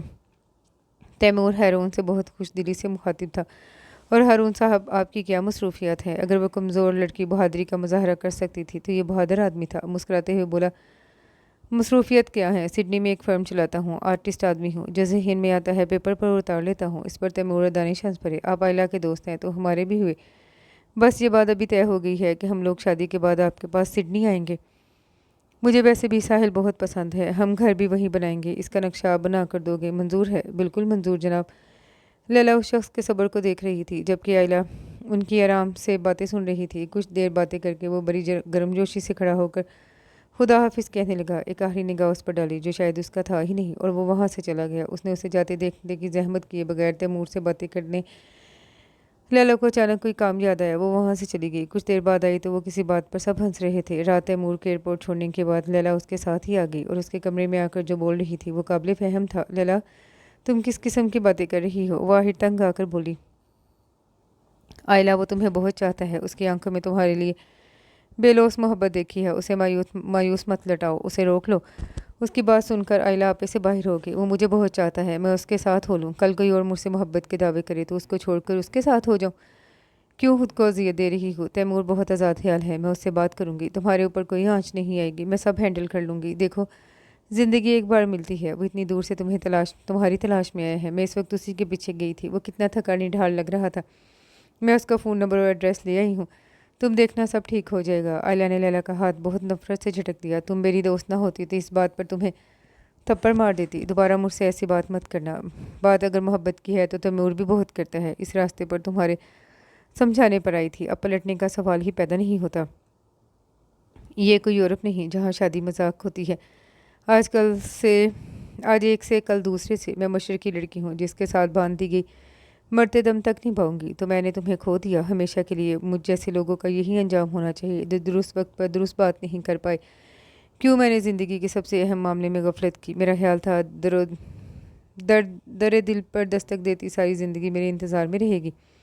और सोचूं तो दिल में आता है मैं ही ऐसा था। हालात ने मुझे ऐसा कर दिया। मामा बाबा की वजह से मोहब्बतों से दिल उठ चुका था। इतनी अच्छी लड़की को रद्द करता रहा बुरी तरह। माँ बाप ने तो अपनी ज़िंदगी नए सिरे से शुरू कर दी। मैं सारी ज़िंदगी प्यार को तरसता रहा। वालदैन को भी ख्याल ना आया। 16 साल का बच्चा घर बिखरने पर टूट चुका है, वो उसे भूल ही गए। मैं तन्हा रह गया, सारी मोहब्बतों से नफरत करके हॉस्टल में बेजार ज़िंदगी गुजारी। यही सोचता है कि कभी शादी करनी पड़ी तो ज़रूरत के लिए रिश्ता होगा, मोहब्बत का गुजर भी नहीं होगा। इसलिए इतनी अच्छी लड़की को बुरी तरह रद्द करता रहा। क्या पता था ऐसा करके खुद को दुखी कर लूँगा। और तैमूर खुशबख्ती का ताज सर पर सजा गया। अल्लाह करे तुम्हें कभी भूले से भी मेरी याद ना है, तुम भूल जाओ कि दुनिया में कोई हारून भी था जो शायद अपनी ज़िंदगी से भर कर चाहता है तुम्हें। तैमूर और वो ज्वेलरी पसंद करके डिनर करने आ गए। तैमूर बहुत खुश था, बहुत बातें करना चाहता था, इसलिए वहाँ काफ़ी देर लग गई। सर्दियों में रात के 10 बजे भी आधी रात होती है। शादी की तारीख तय हो चुकी थी, इसलिए उनके साथ ज्वेलरी पसंद करने गई थी। सर्दियों की रातें, ऊपर से मूसलाधार बारिश, रोड पर सन्नाटा, गाड़ी में हल्का सा म्यूजिक और मुस्तकबिल के ख्वाब दिखाए जा रहे थे। आयला मुस्कुरा रही थी कि अचानक झटके से गाड़ी रुकी तो उसका सर डैशबोर्ड से टकराते टकराते बचा। सामने का मंजर देखकर उसके ओसान खता हो गए। 3 मुसल्लह नकाबपोश जिन्होंने रोड पर शायद कोई रुकावट खड़ी की थी, उनकी गाड़ी रोकने पर मजबूर किया। हाथों में गन लिए बड़े सफाक लहजे में उन्हें उतरने का कहा। वो दोनों गाड़ी से बाहर आ गए। तैमूर से गाड़ी की चाबियां छीनी और अपने साथियों से बोला, चलो जल्दी बैठो। उसका लहजा बहुत सर था। उसकी बात सुनकर एक आगे बढ़ा तैमूर के साथ खड़ी लड़की को वो बहुत गौर से देख रहा था। अपने साथियों से बोला, यार हाली क्या जाए, ये असामी बड़ी तगड़ी लग रही है, चीज़ बुरी नहीं है, क्या ख्याल है? तवान का भी कोई चक्कर चला लें। उसने आयला को गन से इशारा करते हुए बोला, चलो गाड़ी में बैठो। आयला ने तैमूर की तरफ मदद के लिए देखा तो लाशौरी तौर पर वो पीछे हट गया। वो खुद खौफ से कांप रहा था। आयला के दिल पर जैसे बिजली गिरी। आयला भाग के तैमूर की तरफ जाना चाहती थी, मगर उन्होंने धक्का देकर उसे गाड़ी में बिठा दिया। वो मचल मचल कर खुद को छुड़ा रही थी और तैमूर खामोशी से सब देख रहा था। इनमें से एक ने तैमूर को एक पंच मारा, वो गिर गया। अगर खैरियत चाहते हो तो फ़ौरन यहाँ से चले जाओ, अगर मरने का इतना शौक है। इस आदमी ने अपनी बात अधूरी छोड़ दी। फिर जो आयला का रखवाला था वो उसे देखे बिना अंधाधुंध भागने लगा। वो कुछ देर पहले कांप रही थी, मगर इतनी तसल्ली थी कि मेरा मुहाफिज साथ है। उसे जाता देखकर गंग हो गई। अगले ही पल न जाने उसमें इतनी ताकत कहाँ से आ गई, अपनी पूरी कुव्वत से उसे धक्का देकर आज़ाद हो गई। वो शायद उसके नज़ाकत सरापे से बहादुरी की तवक्का नहीं कर रहा था। वो सोच रहा होगा, मर्द इतना डरपोक था, इसका क्या होगा इसलिए मार खा गया और वो पूरी कुव्वत से भागने लगी। वो शायद उसे मारना नहीं चाहते थे। वो गाड़ी में बैठकर उसके पीछे आने लगे। वे एक तंग सी गली में घुस गई। कुदरत उस पर शायद मेहरबान थी। उस वक्त वो तमाम इलाका बिजली जाने की वजह से तारीक था। वो उसे इस गली में मुड़ता नहीं देख सके, या फिर खुदा ने इस लम्हे उनकी आंखों को अंधा कर दिया था। वो गाड़ी आगे ले गए। अंधेरी गली में एक दरख्त के नीचे सख्त बारिश में पता नहीं कितनी देर वहाँ छुपी रही। वो जा चुके थे, मगर वो एहतियातन नहीं निकली कि कहीं अभी तक मेरी घात में ना बैठे हों। जब बहुत देर किसी गाड़ी की आवाज़ नहीं आई तो वो दौड़ते हुए उस गली से बाहर आई। पूरा इलाका अब भी तारीकी में था। अंधेरे में अकेली सड़क पर जोर से बिजली चमकी। डर से उसकी चीख निकल गई। फिर उसने देखा एक शख्स उसकी तरफ भर कर आया। उसे मुश्किलों से बाहों में लेकर आंचल सर पर डाला। बहुत मुश्किल से खुद पर जब्त किया। दिल तो चाहता था उनके टुकड़े टुकड़े कर दूं। और वो सुनसान सड़क पर फूट फूट कर रोने लगी। रात के 12 बज गए थे। भाभी उनके इंतज़ार में जाग रही थी। वो परेशान थी कि इतने लेट क्यों होंगे। इतने में गेट पर बेल ने उन्हें इत्मीनान दिलाया। आयला और तैमूर को सुनाने के मूड में गेट खुला तो अकेली बारिश में भीगी बाही खड़ी थी। क्या हुआ, तैमूर कहाँ है? वो उसके हुलिये से खौफजदा होकर पूछने लगी। वो कुछ बोले बगैर अंदर दाखिल हो गई। आयला, कुछ बताती क्यों नहीं? मेरा परेशानी से बुरा हाल हो रहा है। शुक्र अम्मी अबू की आंख नहीं खुली, वरना अब तक न आने पर मुझसे भी ज़्यादा परेशान होते। वो बुत की तरह खड़ी थी। भाभी ना जाने क्या क्या पूछ रही थी। भाभी ने चीख कर पूछा कि तुम्हारे साथ क्या हुआ, बताओ, वरना मेरा नर्वस ब्रेकडाउन हो जाएगा। आयला ने उन्हें चीखते सुना तो अपने हवास में आने लगी और बड़े सुकून से हाथ से हीरे की अंगूठी उतारकर भाभी के हाथ पर रख दी। भाभी, इसे फूफो के पास भिजवा दें। फिर उनके मजीद पूछने पर अपने कमरे में घुस गई। भाभी वहीं गुमसुम खड़ी रही। फिर वो उसके साथ करने के लिए उसके कमरे में आ गई तो उन्होंने सुना किसी से फ़ोन पर कह रही थी, हारून, मैं तुम्हारी पनाहों में आना चाहती हूँ, ज़िंदगी भर के लिए मेरे मुहाफिज बन जाओ। देखो, इस बार आने में देर मत करना, मैं तुम्हारा इंतज़ार कर रही हूँ। फ़ोन रख कर मुड़ी तो भाभी सख्त नाराज़गी से खड़ी थी। वो इत्मीनान से उनकी तरफ भरी। अपने फ़ैसले पर ना पछतावा था ना शर्मिंदगी। ये फ़ैसला मोहब्बत भरे दिल का था जो तड़पता मचलता आखिरकार दुनिया की रस्म व रिवाज से टकरा गया। ये फ़ैसला उस लड़की का नहीं था जो अपनी ख्वाहिश मर्जी करने वाली थी। ये उस लड़की का फ़ैसला था जो मशरिक़ की बेटी थी। दौलत गाड़ी नहीं, उसे इज़्ज़त तहफ़्फ़ुज़ दरकार थी।